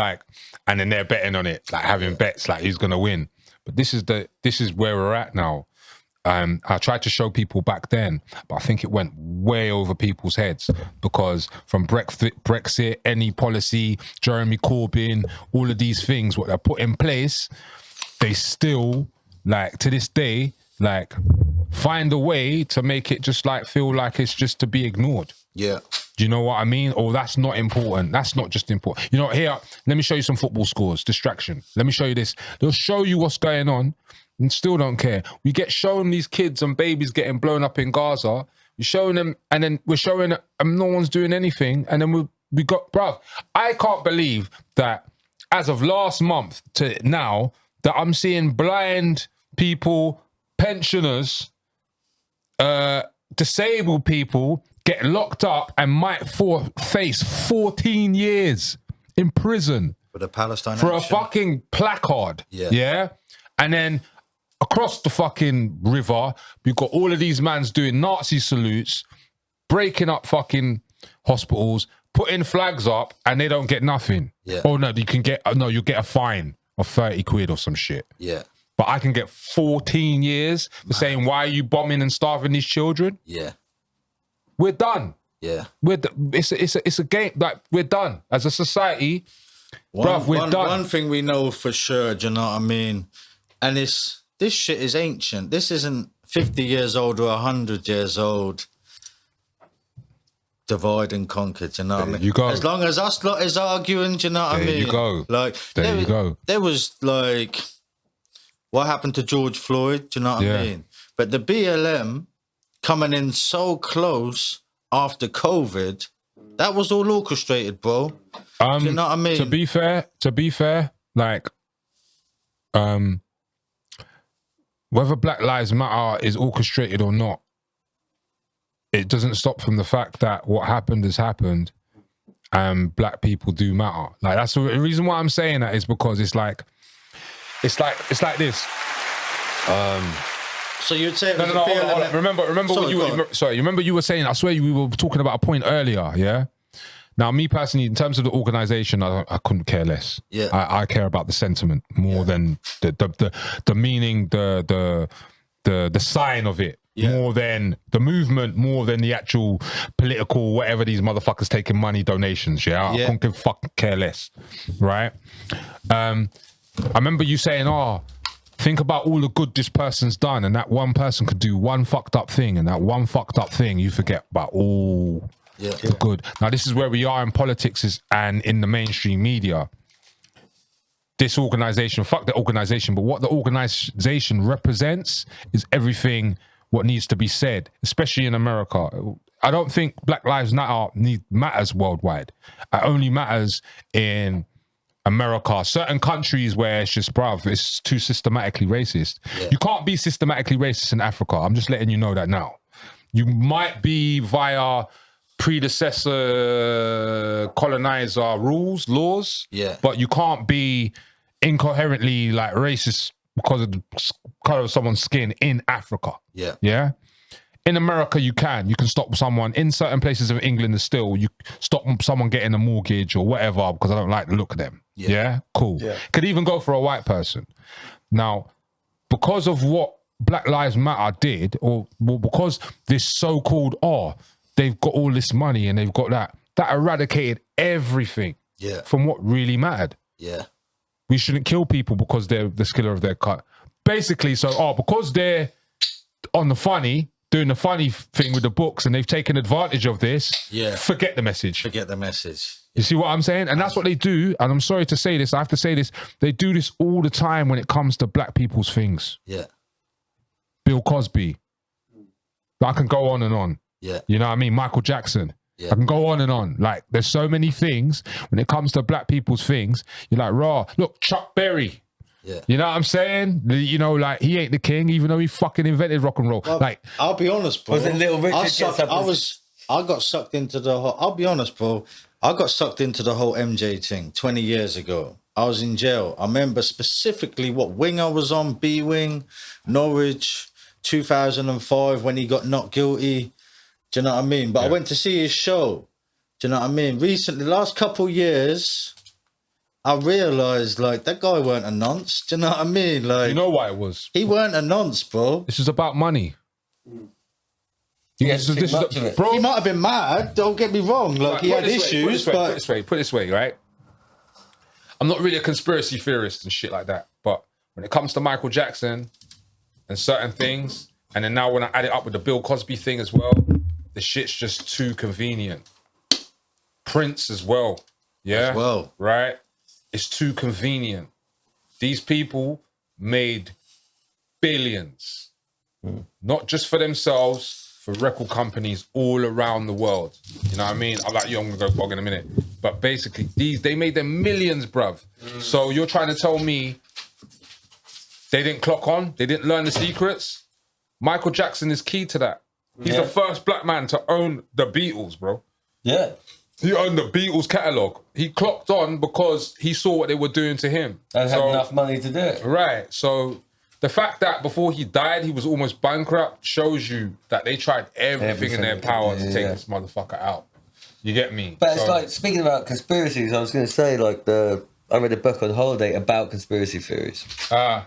And what we don't realise with social media is that there is troll farms. Yeah. So, like, a lot of these, you know, the people... You seen that... the new Superman movie yet? Not yet, no. Oh, have you seen it? Oh, bro, you watch that shit. The so-called, like... They go into that shit. Do you know what I mean? Like, the right wing, or a lot of, say, like, the people, like, things at hotels and that. Yeah.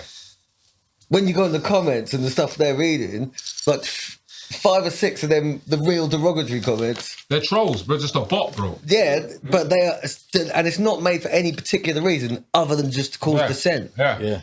It's not because they're going for an actual thing. They just like get them all arguing. Yeah. I can clock them you know from what a I mean? mile on. And it's a fact. You can clock them from a mile on. Yeah. They have no followers. Yeah. Right? They follow maybe about 15 people. Their account is on private, and sometimes they ain't even got a picture, bro. But it does. It goes. I know you've heard of the 48 Laws of Power. Yeah.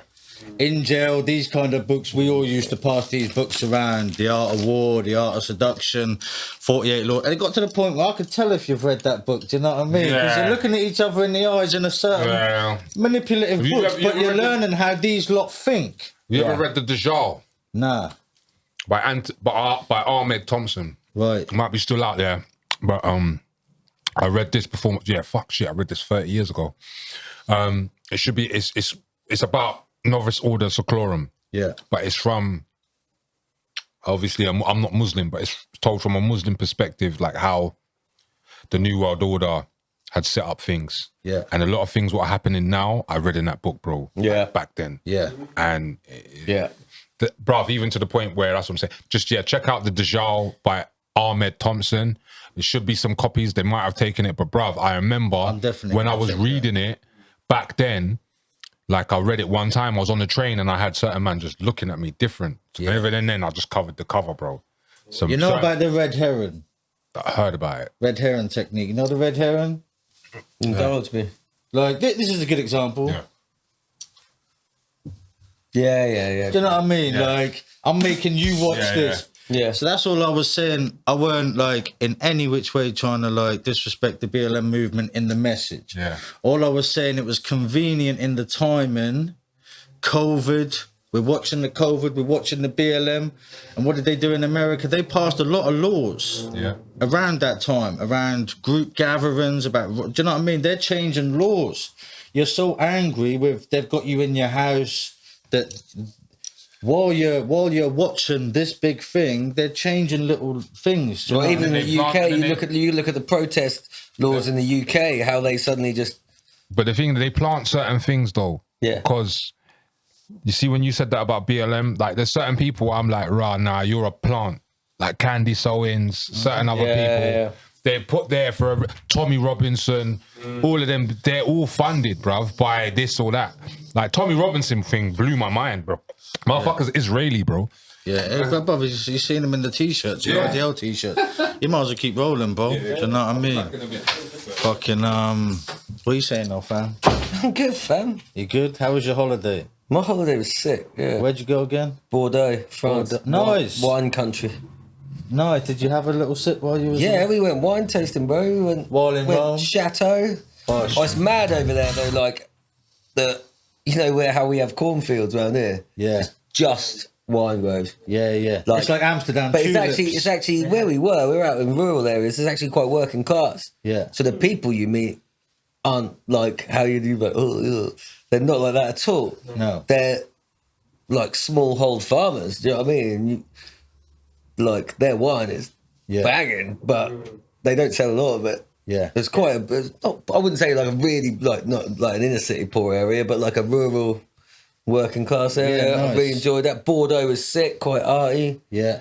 Loads of Stony and CP Yeah, yeah. in the shops and that, like, you know, like fashion is big in Bordeaux. Yeah. Food was obviously on point. You're in France, you know what I mean? Any frog's legs? I didn't have any frogs legs. I had just mussels and stuff like that. The tomatoes over there were just out of this world, man. Yeah. Real world, yeah. Is that the first time that Willow's been abroad? Second time, we took her to Okay. Spain the Yeah. year before, but it's the first time she's been really aware. But she's there like, bonjour. Yeah, yeah. You know, we Like teach that, her yeah. French, man. Like her language is so good, though. You can say to her, yeah. oh, and she's immediately like, yeah, but she knows what it means. Yeah, it's brilliant. There's no doubt about it. Like that accent, whether you're a man listening to a French woman or a woman listening to a French man, that is that accent. You know what I mean? I found it funny because I can speak a little bit of French, and but I can only say like the words. Yeah, yeah. As soon as somebody spoke back to me in French, I was like, yeah, parlez-vous anglais, mate. Do you know what I mean? Like, the geezer was like, oh, sorry, it was the guy in the record store. I think all I know is, was it merci beaucoup or s'il vous plaît? That's about it. Merci beaucoup. Thank you very much. S'il vous plaît, Or please. va va voom, Henri. And There's two things. I bought some nice French hip hop though. There's two things, all them years in jail that I done, do you know what I mean? There's two things that I never done which I wish that I had done. I really wish I had done. And I always said that I would. Learn to play chess and learn another language, do you know what I mean? Be nice just to be in another Well, country. you know, what's that thing? Duolingo? Yeah, my white bruv, she's learned how to learn Japanese, bruv. I was talking to her, she was like, I was like, bro, what the fuck? She goes, yeah, man, I've been on it for like a couple months. You Mad, could do, bruv, if she can do it, I'm not that my wife's fucking highly intelligent, but bruv. But it is harder My as you get son's doing it, older you know to what I learn mean? a Like- language, innit? You should do it, man. You see the little kids, especially nowadays, where the parents are from Ukraine, Nigeria, yeah, wherever. bro. So they're teaching their kids their native tongue, Yeah. but at the same time they're teaching them English. And the kids just easily... Willow's a perfect age to be like, oh, bonjour means hello. Yeah. And do you know what I mean? You could tell she was getting it. Yeah. Do you know what I mean? It's Yeah, funny. the younger they we are, had her the watching easier. Peppa Pig in French, Yeah. and The she's younger seen they these are. episodes over and over again. So she's like, rah. Real quickly. This is a quick round, Parky. Okay, 21 questions, you know what I mean? Quick time was Got 21 questions. So you don't need to and it's all dissect about everyone. us. Cool, Real cool. quick things, right? Boom. Coffee or tea? Tea. Vibes Cartel or Ninja Man? A real blood man. Usher or Chris Brown? Usher. Indian or Chinese food? Ah, you bastard. Can I take a drink to that? Because I like both of them. Just Chinese if I had to. Alchemist or Jay Dilla? Dilla. Yeah. Big L or Big Pun? I have to take a drink to that, bro. I can't pick. I can't Like pick. that, yeah? Yeah, they're both as nang as each other. All right. That's hard. I can't do that. Stormzy or Wiley? Wiley. Pizza or kebab? Pizza. Scarface or Menace to Society? Scarface. Dave or Jay Huss? Dave. Whitney or Mariah? Whitney. Marvin Gaye or James Brown? James Brown. Gigs or Nines? Gigs. Chocolate or crisps? Crisps. Prince or Michael Jackson? Both. All right. Ronaldo or Messi? Messi. RZA or Dr. Dre? RZA. Skinny Man or Kalashnikov? Oh, you bastard. You can't take a... Probably went to school, wouldn't it? I can't. Let me tell you a story. No, I can't. I'll tell you why, yeah? All right? Skinny, I like to call him, he's like my uncle, even though he's white. You know, no one's there, yeah? And I always get advice from him, and he's always ready to listen. Kailash, I remember this specifically, and this is before my son was born. We were at Jest's house. It was me, Ram, Nomadic P, Dagger Mentality, Test Pressing was there, yeah? Right. And we were there and we were watching Dark City. I don't know if you heard a movie called Dark City, some old obscure movie. So we're watching this movie. It's got day. Now I live around the corner, so I've walked Kailash to the station, which is Brunsbury Station, Kilburn, yeah? I take him there and he goes, yo, bruv, when's your youth born? Like, when's he due? I said, bruv, soon, like November, innit? He goes, yo, open your hand. I open my hand. He gave me about fucking a quarter of the nicest weed ever. And he goes, don't worry about that, bruv. That's you. I know how stressful it is. And then he left. So I can't. So because of that, you're not going to answer. Out of respect to you. Out of respect to them, both of them. And out of respect to you, because you're the only person I've let this not be a quick fire question, but because of that little story, I'll allow you, bro. Do you know what I mean? They're both legends. Yeah, legends. Mike Tyson or Muhammad Ali. So I got damn, man. Yeah, I see. I've got Parky, bro. What the fuck he doing? You know I know who mine is. I've got him, bro. I grew up off Mike, but there would be no Mike without Muhammad Ali, so it's Muhammad Ali. Yeah. Amy Winehouse or Adele? That's a hard one still.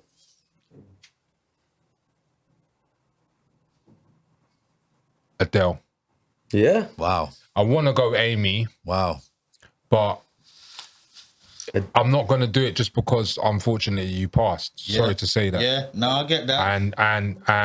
And weighing up both of them, you know, Adele could have went down the same road herself. You know what I'm saying? And the fact that she's a mother, I think her children saved her life. And on her album, when she has the bits with the kids in, that's without being... That reminds me of stuff that you've done, do you know what I mean? Where it's about her relationship with the kids. And she went to school with Quake. Right. So boom. This is quick fire. Do you know what I mean? last but not least, just so I can really see what you're all about, you know? All right, cool. Tupac or Biggie?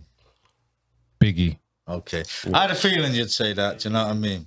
If you'd say Tupac, Me Against the World or Biggie, then I'll be like Tupac. Yeah. Yeah. But after Me Against the World, I just drifted off. Yeah. You see, the thing with me as a Tupac fan, do you know what I mean? Like, I see him as the best hip-hop artist for me. But I'll be honest, bro, I didn't get into Tupac till he was dead. That's deep. Yeah, and I loved him from hanging around and shit, but I love them both. But I remember specifically that Me Against the World album, bro. Like, obviously, I remember like the first time I heard of him. Like, basically, this is what's mad. So I've seen Juice, yeah. So when I first saw Pac, he weren't a rapper to me. He was Bishop, he was an actor. Then I'll just go on Yermsey Rap, and I see Brenda's got a baby. I'm like, yo, it's Bishop, and he's talking about this girl dashing her ute in the trash can. You know what I'm saying? So I'm bugged out. Like, I didn't know he could rap. Yeah. But it was the other way around. He was a rapper before he became, you know what I mean? Yeah. So in that sense, I'm like, bro. My Tupac album, bro. Are You Still Down? Do you know what I mean? Like, for me, that album there, do you know what I mean? Hellraiser, Are You Still, like, them tracks there, that's, do you know what I mean? But I remember a time in my life, do you know what I mean, when Tupac Changes came out. But, as you know, that weren't the original beat, do you know what I mean? He had so much fucking music, do you know what I mean? Like, years later, I heard them bars on the original. The thing I like about Tupac's music, you'll hear ad-libs out. Like, he made so much music, it weren't like today's... You know what I loved about... Polished music. The one thing I loved about Tupac was the one thing what annoyed me about him. And it was his structure of song. The way how it's... Like the way how he would flow, but every, obviously, syllable was a word. And it was like song kind of type. You know what I mean? Like, it was so ahead of his time that I see, like, everyone's trying to do that shit now. Yeah. But with autotune. If you really check it. You know what I'm saying? Travis Scott's all his future. They're all trying to rap like Pac. But they, you know, but I envied that about him. And I envied you needed Pac to get the DMXs to then get the jar, like Tupac. I think DMX would have come out. Nah, bro. I feel like DMX rapped differently before. Like, Pac was so... Do you know what I mean? DMX used to call himself the Dark Man, didn't he? That was his first rap name. Yeah, but he was rapping when Pac was alive, wasn't he? By the way, I'll say one thing. I just think they get compared a lot, and I think a lot of that is just through similar voice. And because they both had a bald head. Yeah. But what I will say, I don't know if you've read. Have you read many autobiographies? Have you read DMX's autobiography, Earl? Yeah, you gave. I gave it to you. I've got the copy. No, I see haven't that, read it. bro? I haven't read it, man. The two most powerful autobiographies I ever read in jail was Nelson Mandela's Long Walk to Freedom Yeah. and DMX Earl. Do you know what I mean? That His book childhood was fucked up. DMX. And you see in the book, at the back of the book, he's got every song from It's Dark and Hell is Hot, and he's got a couple paragraphs on what was going on when he wrote each song. I remember like him selling tapes. Do you know what I mean? They were blank tapes. He just needed money for crack. He was, do you know what I mean? He was mad. Like he's selling blank tapes. Yeah. The new Dark Man tape. He's just trying to get $10. What hurt me was when his bread, like, you know, when he was telling, because I ain't read the book, but when he was saying about, his you know, they gave him, like, his brethren gave him crack. Yeah. Like, they tricked him. Yeah. Tricked him into smoking crack. And that's normal. That hurt me, But though. we know growing up, that's normal. That's what crackers do, bro.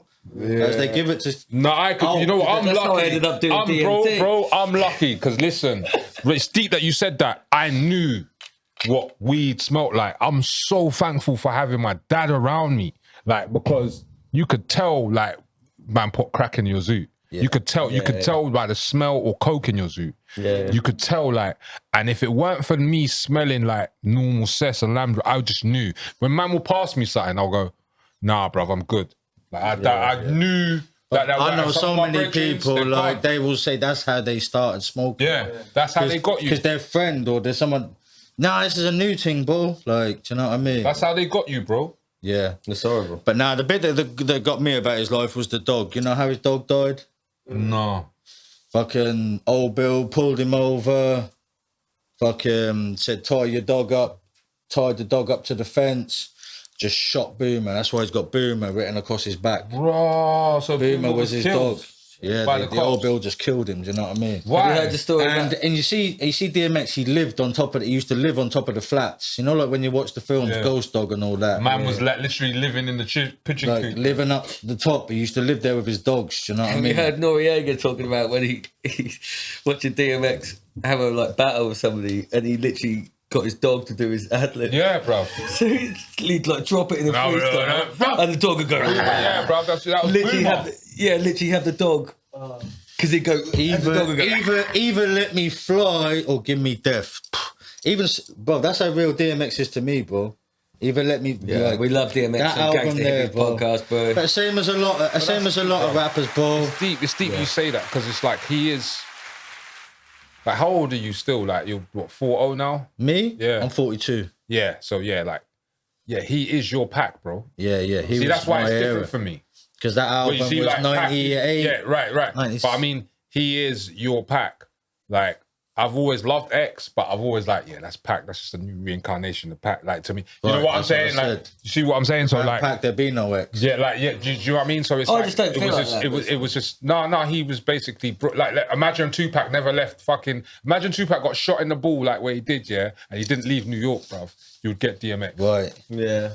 Okay. If he didn't go and he went prison and came back out to New York. No one bailed him out and he went to LA. None of that shit. Yeah. He would be DMX. But you have to remember as well. But DMX would always still be DMX. No, but you see what? But the thing is about Pac. This is the thing why Pac is truly like, bruv. He's like, but this motherfucker shot 2 feds and got away with it, bro. Like this. You see him eyeballing the court as well, bruv, the whole just time looking like at it, that. bruv. You ever seen that in court? Yeah, that shit cracked me. Like, I shut your ass. Like, you can see it. Like, you can go and shut. What I've always said about Pac is this: you listen to an old singer. Do you know what I mean? Like, and they could make you cry. Not many rappers can make you cry. With emotion, because you're talking, you're saying words. We're rapping like this, and we're just saying words, and that's all it is. But a singer could make you cry. Do you know what I mean? Tupac was one of the only people for me that really brought emotions. Like I used to believe his emotions. You know, I know loads of sick rappers. I grew up on Wu-Tang. And other than like Ghostface talking about Brenda's got a baby, bro. Have you heard that shit? Do you know what I mean? Emotional. Now, so imagine that's the first song you hear this motherfucker. No, I get it. You know what I'm saying? I'm a massive Pac fan, and I'm not saying that. I'm just saying the comparison with DMX, I just still think DMX would have been and DMX brings them emotions to me like I'm slipping, I'm falling, I can't get That's up. Pac, Do you know what I mean? That is Pac, bro. Yeah. That is Pac, bro. It is, bro. That is Pac, bro. Trust me, No, it listen, is. listen, It like, is. bro, like, It that's is. Pac, bro. I'm not, It is. listen, That I'm is not a fan of Pac, like, but That's I why we know- have these chats, though. Bro, It's all like, good. I know, like, yeah, like, that's some shit. And big what up Pac for rhyming Yeah, Hennessy with enemies, because he must have done it Feel about it. a million times. But every Feel time it. he done it, it's cool. It's fine. Do you know what I mean? You know what I'm saying, bruv? But yeah, On emotional bars, just quickly, I'll tell you a couple, and then you. Oh, I'll say emotional one. bars. Ghostface, call the ambulance. Jamie's been shot. Peak. Another one quickly. Conway on the cow. Yeah. What's an emotional verse that really No, but touched you? the reason why it's emotional is because it's emotional to them. Their emotion resonates with you, even though you never got shot and you had to go through rehabilitation. I'm using the cow for example. Yeah. That verse is like fucking 32 bar verse, bro. Yeah. I swear to God, maybe more. West 32. They West- both done West- a 32, didn't they? West just said, "Go on, bro, have it." Because you know they're half brothers, right? They got the same dad. Yeah, of course. Yeah, right. So like that. The reason why it goes off is because it comes from a place of honesty. It comes from a place you could tell, like if anything, he might have written that from the hospital bed, bro. You know what I mean? But like listening to that, that's why it stands out. And to be fair, I find it kind of sad that it's on West Side Gun's album and not Conway's. To be Yeah, fair, for real. you know what I mean? But it's like, if I need you lot to hear, to know where we're coming from, then I'm going to so be it. I'll do this on my man's album or whatever. But I think in terms of emotional verses, there's another one as well. I was just thinking, is there any Jay-Z ones? Got the whole. I know obviously Ghostface Killer, both even All I Got Is You. Yeah. You know what I mean? Even to this day, I find it hard to listen to it, bro. No, I can listen to that shit because I lived that shit. Gloria sent next door to get bro. Bruv, see Sugar Water. Honestly, Not many bro. man know about Sugar Water. Me and my dad do though. You get me? Sugar Water, like we just bruv, warm water, sugar and cornflakes, bruv. Yeah. We didn't have Peak. milk. The Know only what I time mean? I really listen to that song is like when I'm showing it to someone for the first time, and I've probably had I listened to it on I've the- had a whole load of alcohol, and I've got tears in my eye. It's one of the songs that'll make me cry pretty much every time I listen to it. Do you Bruv, know what that's I mean? deep. I play that like when I'm cooking Sunday dinner and shit. Yeah. You know what I mean? Like, It's a hard one to listen to. Yeah, I have bro. like a list in it called The Making of Me, and it's definitely in there. Yeah, yeah. It's full of fucking 90s shit and stuff. But just trying to think, man. Even Pharoah Monch has had one. Which one's that? I think it was off the Extinction Agenda album, Maintain. Okay. Mama said it ain't called for make a grown man to bro. There's quite a few verses what have kind of like hit me. I'd have to go through my phone. There's an alright Rugged Man one that gets me. It's about his firstborn. What's that called? It's called Firstborn. About his daughter. What's that song? It didn't make me cry most of. What's that song, Royce 5'9", when he talks about when he signed to, I swear, like someone died. I don't know if it's Nanny, and he signed. I love that cocaine tune, bruv. He's talking about his dad, cocaine, like the addiction of cocaine. Yeah. Royce is mad slept on. Yeah, But for we real, could bro. understand. Yeah, I think like 'Cause he had a bit beef with Eminem for a few years. no, didn't they? it wasn't with M. It was with Proof, innit? But then they made Right. up and that, like. But yeah, it wasn't with M. It was with M's guy, innit? Right. So it was like, all right, then we can't. And then there was a point where D12 were beefing with him, but like M never beefed with him. He was always cool with him. Yeah. But, like it worked out in the end. But when you really deep it, ain't no one done an album and an EP with him except Royce. Yeah. I mean, Like there's think about that. Like ain't no rapper yeah. done a joint, a whole project album with another rapper. Royce is the only one to do it. That's true. Because Royce is the only one who's fucking capable of doing it. That's true. Yeah. You know what I'm saying? Like, Yeah. ain't no one but, Flowers and all of that. It's mad because it's I don't want to say or blow my trumpet, but like, that's how I felt when it came to certain man over here. You know, like I am toe to toe with them, and I've proven it. But because I'm black, you know, I'm not really. You know, man don't want to say, "Oh, I killed man on something." Yeah. You know what I'm saying? Like, oh yeah, you know, yeah, P's good, he's good, Yeah. but he can't be better than my man. Yeah. You know what I'm saying? Like, but it's cool, bro. Like, But saying that white rappers get more. because they're more relatable. I Right. can relate to me, bro. Yeah. A black guy in his 40s with more kids than you could. You know what I mean? Which is funny, isn't it? Because Yeah, I bro. relate to black people more. Do Yeah, know what you I do. mean? Yeah, I know, bro. It's just mad. Not just that, but like, It's true. It's because true. I didn't. I'll be honest, but I fuck with you and your beats. But I like I said earlier, like for me, I always spent said nearly that, 10 yeah. years in jail. So the Yeah. English guys I was hearing was Gigs, Yeah. Young Spray, PDC. Do you know what I mean? Like these guys, like the gangster side of UK rap. Do you know what I mean? I weren't listening North to. Star, you know, bum. Bruv, do you know what I mean? That was the shit I was listening to in jail. Because Did you used to listen to 12 Stone? no, Because back then, to me, far as I'm concerned, 12 Stone were the first era of that. But they were still included in UK rap. So, man like, what was his name? Strapper Donovan. They done songs with DL. No way. Yeah, bro. you know he lives in Norwich. Does he live in Norwich now? Strapper, bro. I was Yeah, with Strapper. that- bruv, Me and Strapper look, was in the bruv, studio bruv, yesterday, bro. Strapper, if it weren't for, when you see him, tell him, if it weren't for him, Kaiser wouldn't be the artist he is today. Mad. And Kaiser will tell him that. Mad. Yeah? Yeah, right. It's so mad that you said I was in the studio with him yesterday. Bro, tell him, bruv, he's a legend. I'd love to get him on a record, yeah? Like, Mad. Strapper Donovan, who was the other one? Mad. ESG What was about ES. Universal Soldiers? Because they never. Yeah, got bruv, mentioned. I've already worked with Rick Branson. I haven't worked with Ultra, but I worked with Rick. But Like, like, Rick's I still remember doing his them. thing. I used to love them when I was at. Yeah, I put Rick on the magnum opus. I had to, bro. Yeah, It was one of them yeah. ones, the Universal bucket list thing for me, Soldiers, innit?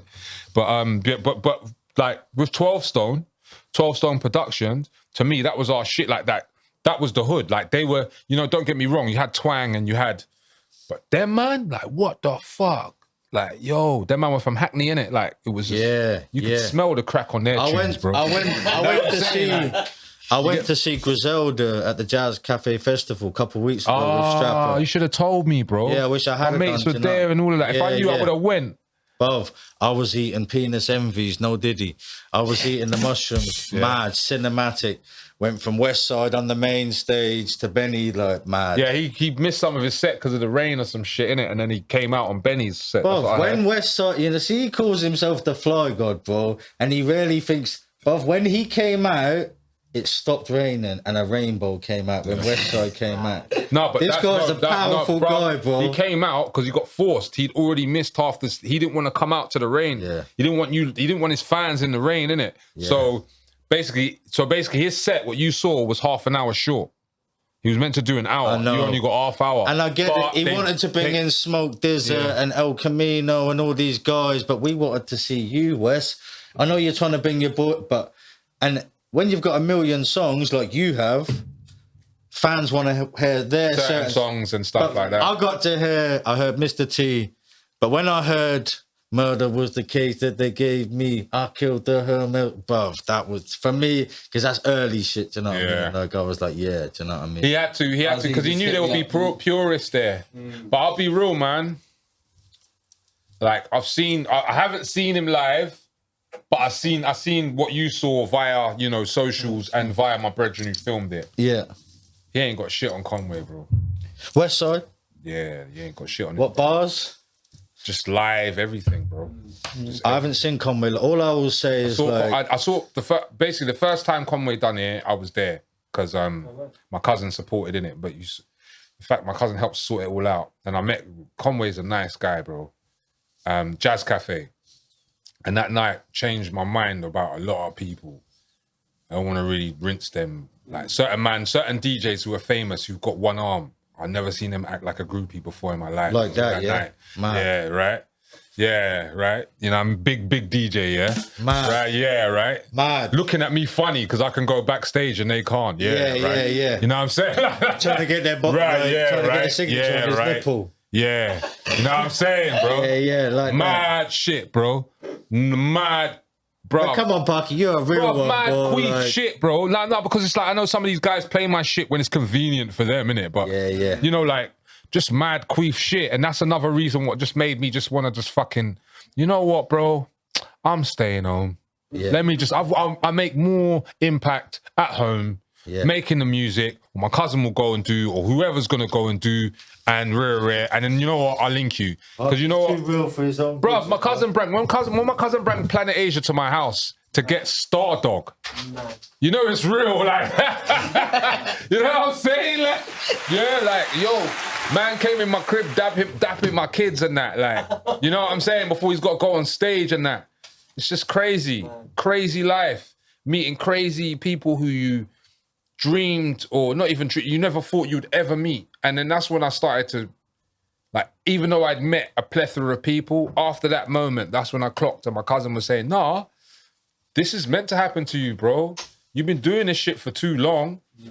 You know what I mean? What do you think else is meant to happen? If God ain't telling you what you're meant to be doing, I don't know what. And then he goes, who have you met? And then I was just like, fuck. Fucking Diamond D. The only like producer, influential producer I ain't met is Dilla, because he's died. So I've met Madlib. I've met fucking Pete Rock. I've met Lord Finesse. I've met Diamond D. I've met Ninth Wonder. I've met Kev Brown. I've met, bro, all of these guys because of this Akai shit, bro. And it's like, raw. But obviously I ain't met Kanye or some shit like that. But in terms of this Blue in Exile, Blue, especially Blue, big up Blue. He rocked my shit hard, man. Like, Quelle Chris, bro, and to be funny, big up Quelle Chris, because through my production, I ended up on Fly Anakin's album because of Quelle Chris, because he executive produced it. It's only little British old me alongside people like Alchemist and that on that album. You know what I mean? So it's like, this shit wouldn't happen if I didn't just, you know, let me stay home. Yeah. You get me, bro? Because if I just started worrying about not being seen, and I don't think I would have made much as a penetration with my music to the masses and to the scene, even if I worried about all of that extra shit. And then when I stopped, it was quite funny, because then man would be going to the shows and that, and then like man would be like acting funny, tagging certain man, but not tagging man the reason why they're there. It's just cornball shit, like, you know, like, and then it makes you feel bitter. So instead of me feeling bitter, you know, let me just feel nice that I ain't wasted my time being around people who are just bare frenemies. Just, they want what you want, like, or what you've got, and they want to act like they're down, but they're not. They just want to just bite you, or I call them energy suckers, succubus, bruv. They just like to suck your energy, your good vibes, bruv.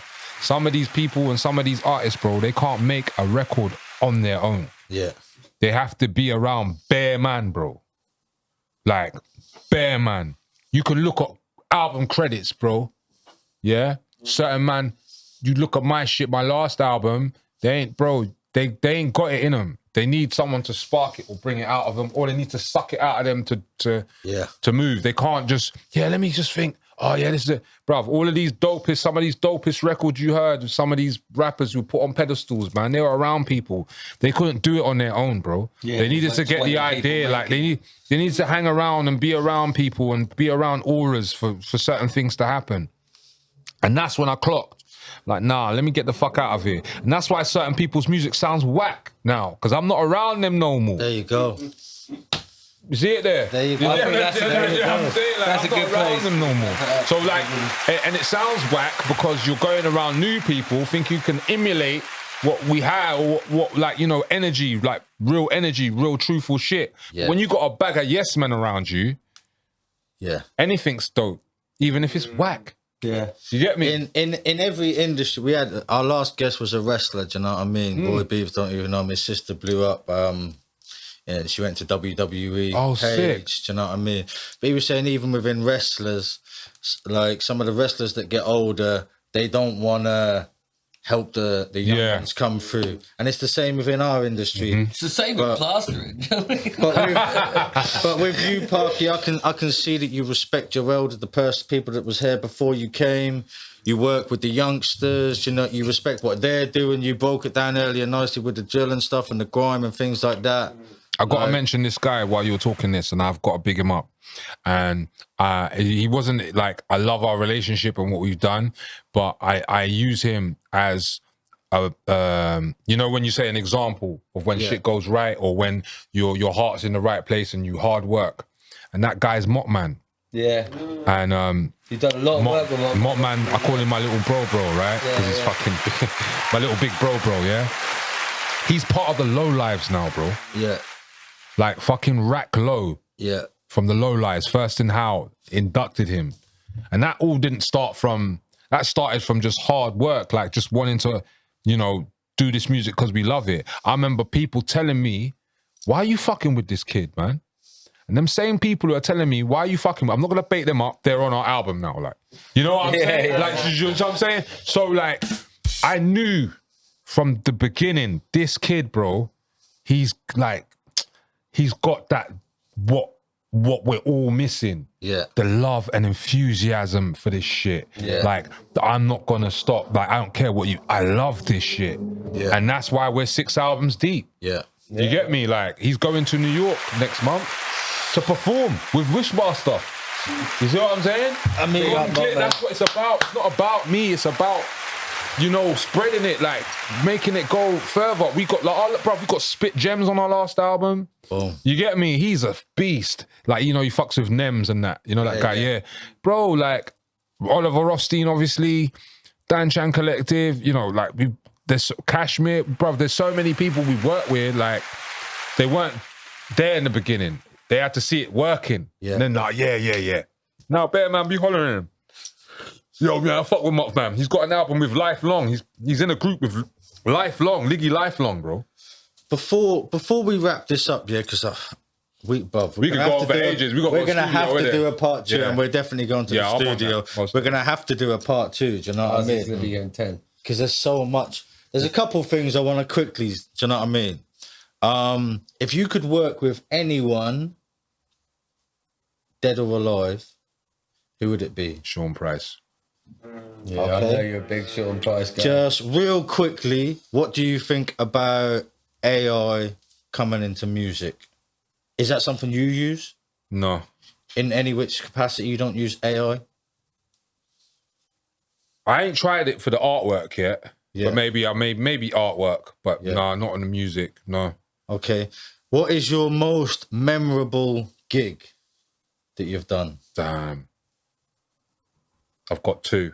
Okay. No, shit, I've got 3.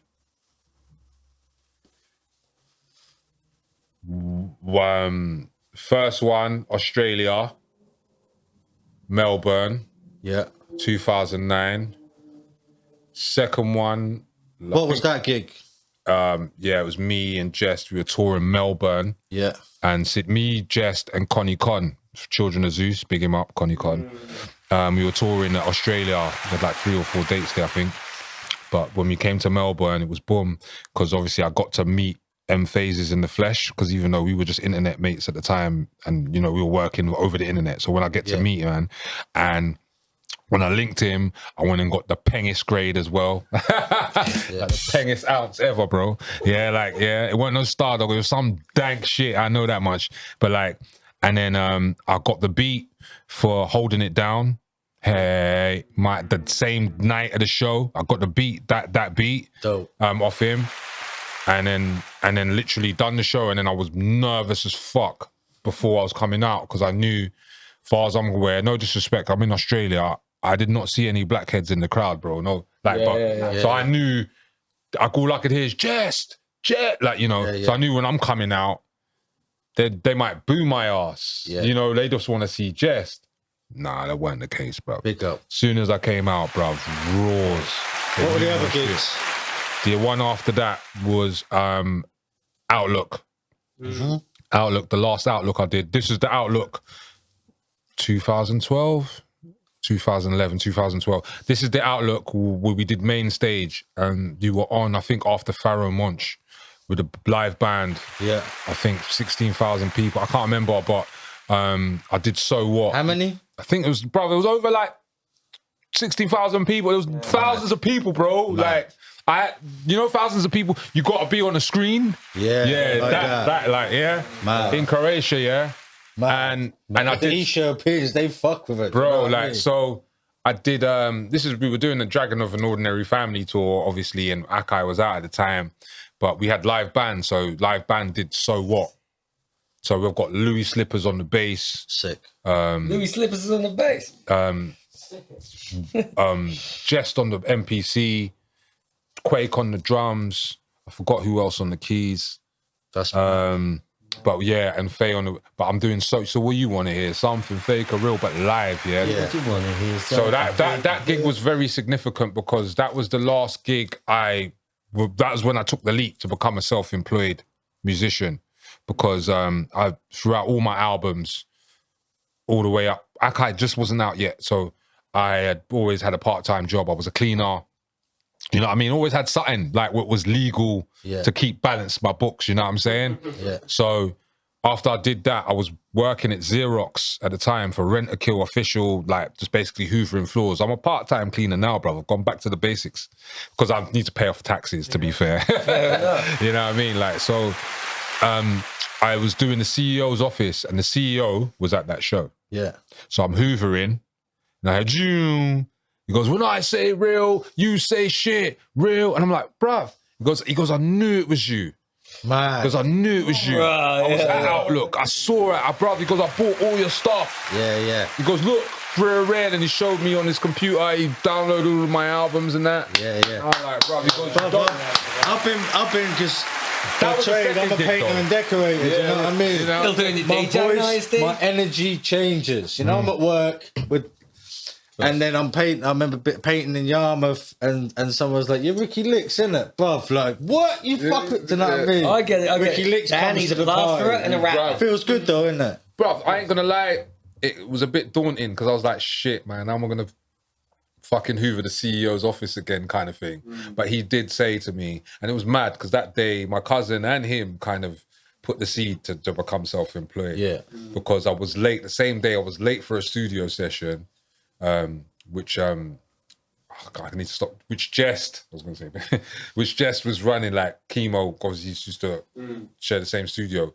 Chemo had the session with my cousin at the time, and I was late because I think I was doing a joint for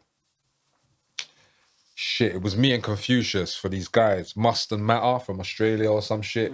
But yeah, I was coming down but I was late, and I was like over an hour late because I come from like Uxbridge and the studio's all the way in fucking Forest Hill, bruv. Yeah. So it's gonna take me ages, innit? So I was like an hour late or whatever. Them man are chatting. I said, bruv, I'm sorry. And this is after I've been talking to the CEO. Same day, bro. And then Jess goes, bruv, you need to stop this 1 foot in, 1 foot out business. Yeah. And I'm like, bruv, do you have children? Yeah. Right.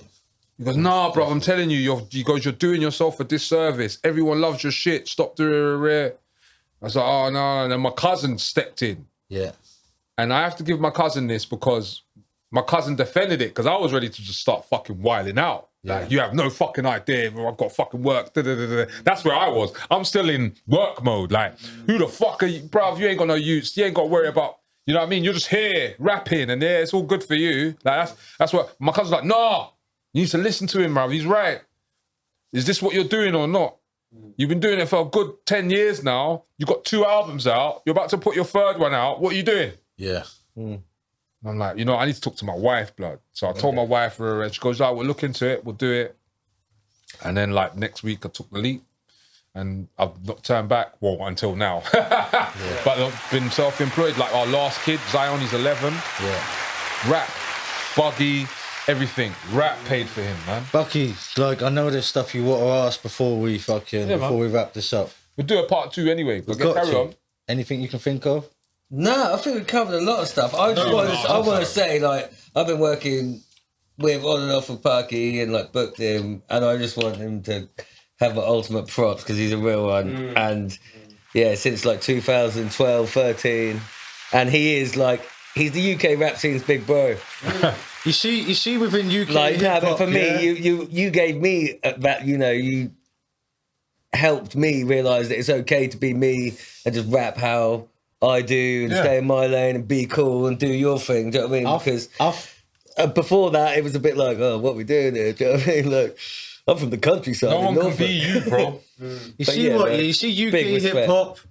I feel like I was too gangster for a lot of UK hip hop. A lot of the people, even when I was booking, do you know what I mean? Like, I didn't quite fit into No, let's not sugarcoat. I didn't quite fit into the whole UK hip hop thing.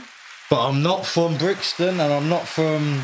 Do you know what I mean? I'm not from the hood, so I didn't fit into the whole gigs thing. So never done bird. So I'm just wandering in between both. But I grew up with gangsters in jail. That's what I'm saying. Do you know what I mean? But like, but the thing is, you see, this is why I resonate with you, because I didn't go jail, but I grew up with some sick fuckers. You know what I mean? Like, I don't know if you've heard this song. That's why I did it as well. Air Clips. You ever heard of a guy called Air Clips? Yeah, You seen that? Honor. Yeah. You heard that song? That song, that's one of my favourite songs. Like, I featured on it. I didn't want to do the verse at first. I made the beat. But it's like honouring all of our man them.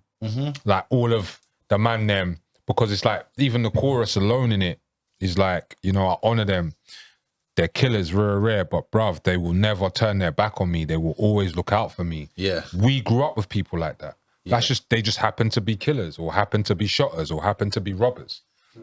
We grew up within that community. That's why I can resonate with you, because I'd be around geeks, and then when a certain man then will come around, they just don't know how to deal with man. Like, you know, no disrespect.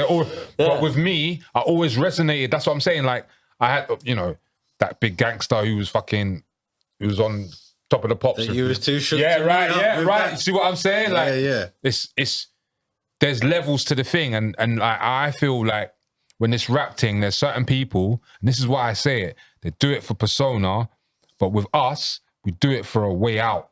Like, that's what it's always been for me. You can be yourself, and it can be a way out for you. Right. But some of these guys, they're just doing it to be popular, bruv. Like, or to just be. And it's not even, and even when they get the popularity, they don't even know who they are. Yeah.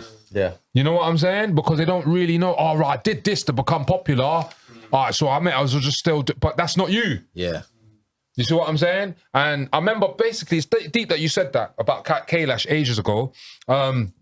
There was a time, like, when he weren't fucking with my man, innit? And he was asking me, like, yo, who you with? Who you repping? Like, and I'm like, I'm just repping I said to him, I'm repping my rent and my fridge, bro. Yeah. That's what I need to feel right now. Bam. Yeah? And he goes, that's the thing about you, Parky. That's why if anything was to ever go on, I could never cuss you. Because if I was to cuss you, it would be like I'm cussing my own mum and dad. Bam. Yeah. And that's when I clocked, oh, it's because I'm me. When I came out, I was the working class dad. Wasn't trying to be anything. No. Anything what I had ever transpired in me doing any type of criminal activity, I abstained from that, but I don't shy away that I didn't do it. You know what I'm saying? So it's like, it's easier for me because I've been doing like 25 plus whatever. I've been the working class dad. The first cover on my record had my ute on the cover. You see what I'm saying? So it's like, all of these guys, when they were coming out, and some of them, most of them, they didn't have kids. They were trying to look for what sets me apart? What do I have to do to be hard? Or what do you know what I mean? Like, this is why Skinny's set apart, because he's just real. Yeah. He grew up. I remember he said that the biggest, dopest analogy, and it was about Task Force, big them up. We were walking around the ends, and man was talking about hood. Yeah? Like, he goes, listen, them man are the illest rappers ever. They're street and concrete as me. The road. He put his fist on the street. Yeah? And when Is that the door? No, It was you? Yeah. Say nothing. He put his fist on the street and he goes, Task Force's road as me, bro. Nothing can separate that. Yeah. I rap about street shit. Them man rap about butterflies. Yeah. Nothing can separate that. That's real. That's the realest shit ever, bro. That's real. That's the realest. No, because it's like you can be from Stonebridge and talk about, you know what I mean? But you're from where you're from. You know where you are, bruv. You're being you. That's your perspective. You get Bear Man, like, that's why I say the game got twisted when Bear Man started trying to do shit and compensate for some shit what don't need compensating for, like. And but I mean this when I say it as well. Like, I don't know if you know the story about me and Skinny. I ain't going to go into it. I met him in jail. But yeah. Random, do you know what I mean? Yeah. In Norwich jail, walking to the servery. I was going through a whole mad shit in my life at the time. Walking to servery, Skinny Man walked past me. I grew up listening to Skinny Man. I was like seeing your old mate. Do you know what I mean? I was like, Skinny? He's like, well, go on, blood. Do you know what I mean? Yeah. But I've spoke about it on podcasts. Do you know what I mean? But that person that I'd heard of, He is that. He's a real one. And same definitely as is a you, real Parky, and that's why I got you on the show. Do you know Thank what I you, mean? man. Thank When you. I booked you, do you know what I mean? The Owl Sanctuary, like a real one. Yeah. Because I'd heard of people, listened to people when I was younger, booked some of them, met some of them, and I found out they were dickheads Yeah. or disrespectful or Yeah. just not, do you know what I mean? Not cool. They're not thankful, even bro. legends that like disrespected me. I'm supporting you. Like, do you know what I mean? Big people I looked up to when I was young, and I met them, and I thought, you know what? He's a dickhead. I might have met him on the wrong day. Don't get me wrong, because we all have bad days. Nah, it's but not, bruv. I like, hear from you. when I met you, boy, you're a real one. So Bruv, blessings. Bruv, it's not like, listen, it's the same with even Chester. I consider Chester one of the realest ones as well, yeah? Like, the way how I look at things is, we are, as I said before, we're all human. Like, there's no, why have you got to put on something or something what you're not? Like, it doesn't make sense to me. And what is the gain of it? That's the thing. That's the be all. And what's the gain? What are we gaining here? You know, what's the goal for us? And the first thing, what I've always understood is understanding. Once you have an understanding of each other, we're all going to win. yeah.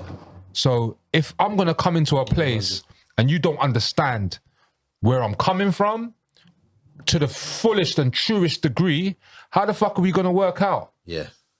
That's why I have nothing to hide, bro. That's why I've got... And in the great words of DMX and Mary J, if I don't know where I'm coming from, You don't know where you're going, bro.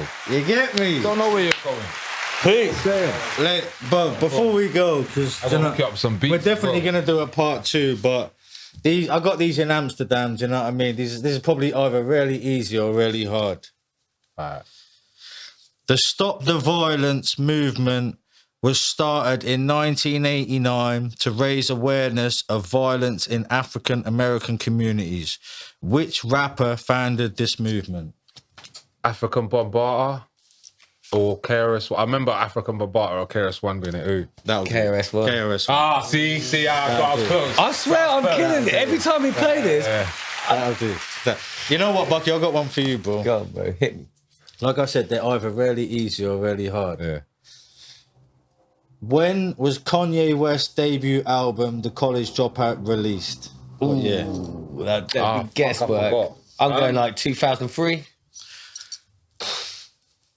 Close. 2006. 2004. Ah, 1 year out. Well, we want to run. Lee. Where was the first 40-40 club? Fuck is that shit? I don't even know No, I've me over. Fucking hell, bruv. New York. Right. Oh, I mean, the times that in my life that I've really fucking been close to God, it hasn't been from me in a church or a mosque or a synagogue. Yeah. It's either been with mushrooms or DMT. I didn't find mushrooms and DMT till I was later on in my life, late 30s. I'm not ready to take the DMT yet. I've not tried it yet. That's what that is, it's DMT. Yeah, I've not tried it yet. I'm ready to take it when my kids leave the house. Like, I've got no children left in the house. But I believe in the power of mushrooms, and do you know what I mean? But read what it says, bro, and then take that card as well.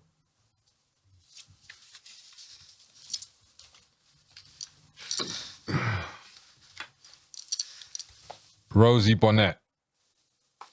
Look closer at the finer details. What are you not seeing? That really sums up this, like, on my episode, or part of it, because it's deep.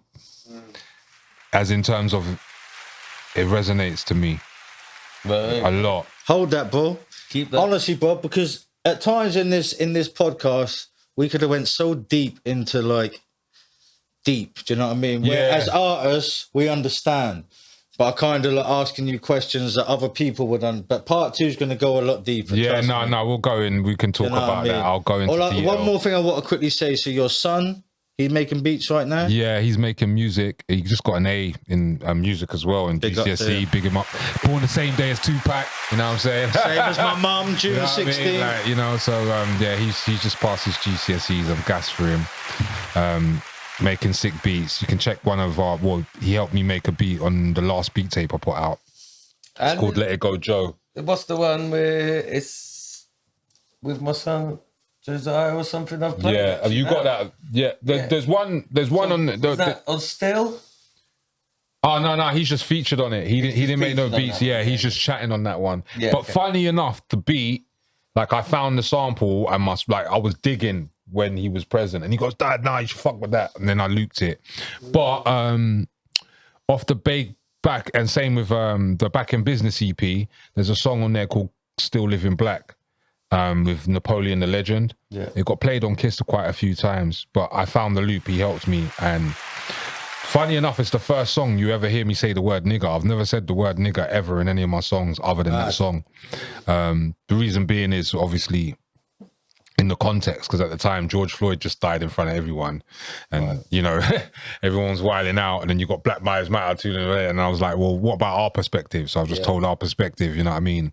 And then I had Napoleon tell his perspective from America.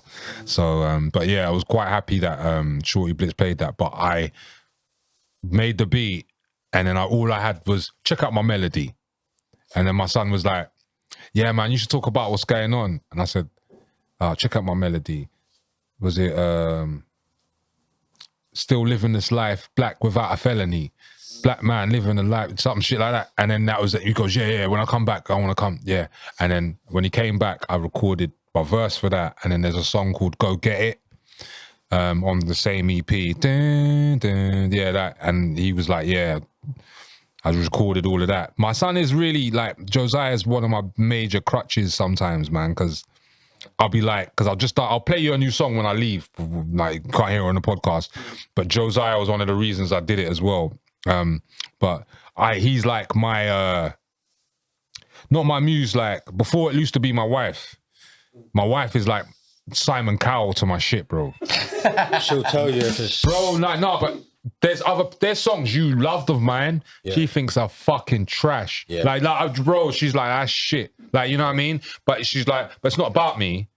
It's about you. Yeah. It's about what you find beautiful in your music. The whole point of art is for you to do it, and you call it art. Yeah. Once you've done it, that's your job. If anyone wants to call it shit, if anyone wants to call it, that's their job. That's that you've left it there. That's for them. Yeah. They don't give a fuck what you went through to make it. They don't give a fuck about where you came from. If they understand, then cool, so be it. So real. Yeah, but that's why she's Simon Cowell, man. Like straight up. Big up to Parky's wife. You know what I mean? You see what, bro? Like, I'm gonna end up getting you on every other month, like DJ Vlad and fucking Little Boozy. Do you know what I mean? I'll be your Jada, bro. I'll be your Jada, man. All I'll say, I mean? you see that picture up there above Mona Lisa, me with my hoodie up and the guy with his hand up in the air. Yeah. That's, Wookie Hole. Down in the south of England, like, I don't know where, like, right at the bottom of England, like where Wookie Hole is, the caves, like past Somerset and all, like shops or whatever it is. I made a video during COVID. Bro, didn't you and it was the song? Yeah, bro, I Painful love that Small. shit. Yeah. And I done DMT this day, and it was a mad day. I'm in like an ancient part of Britain. The oldest human being in England ever was found in Wookie Hole. Yeah, bro. I knew it, bro. I'm telling you. He's looking through. Yeah, bro. You see how my man was walking with the stick, bro? Yeah, bro. Come on. Bro, my man was Bro, like some goddamn that was thing, me. Bro. That was me. You get me? That Bro, was did you me. see that? You see? Right, boom. Hey, nah. I had to call for the ancients for that one. The elders. That's one of my favourite joints. I had to call for. What I'll say is, me and Parky have done quite a few songs, and I'm gonna make sure that we link them. You can play it on the episode. Or play that joint in the episode, man. Fuck my last joint. And you and Bucky have worked together more than once. Yeah, I've been sitting on the number for a while, but definitely we need to put out that joint, man. we'll put that out. Yeah. You get me? Sorry. Yeah, you can go on that, but I was saying if you had Ricky, like I want to play the joint with that is Ricky. Oh, it would have been bummed that it would be a Ricky Lix's joint, but it's cool, man. I haven't got it on the hard. Have you got that? No. Painful Small. We can get it. We get it in there. Yeah, Painful Small. Do you know what I mean? Alright, guys, stand But up ever now, since then. it's fine. Shall I play it just so when you put it over, it's been played? Oh, what, you want me to stay? Do you know what I mean? You see this one here, bro? Painful Small. Now you'll know what I'm saying when when I say we were smoking the DMT. And this is on Section Rig. Big up Section Rig. Yeah, what's up with him, man? Where's he at? He's about, bro, but he does most of his shit in Greece and.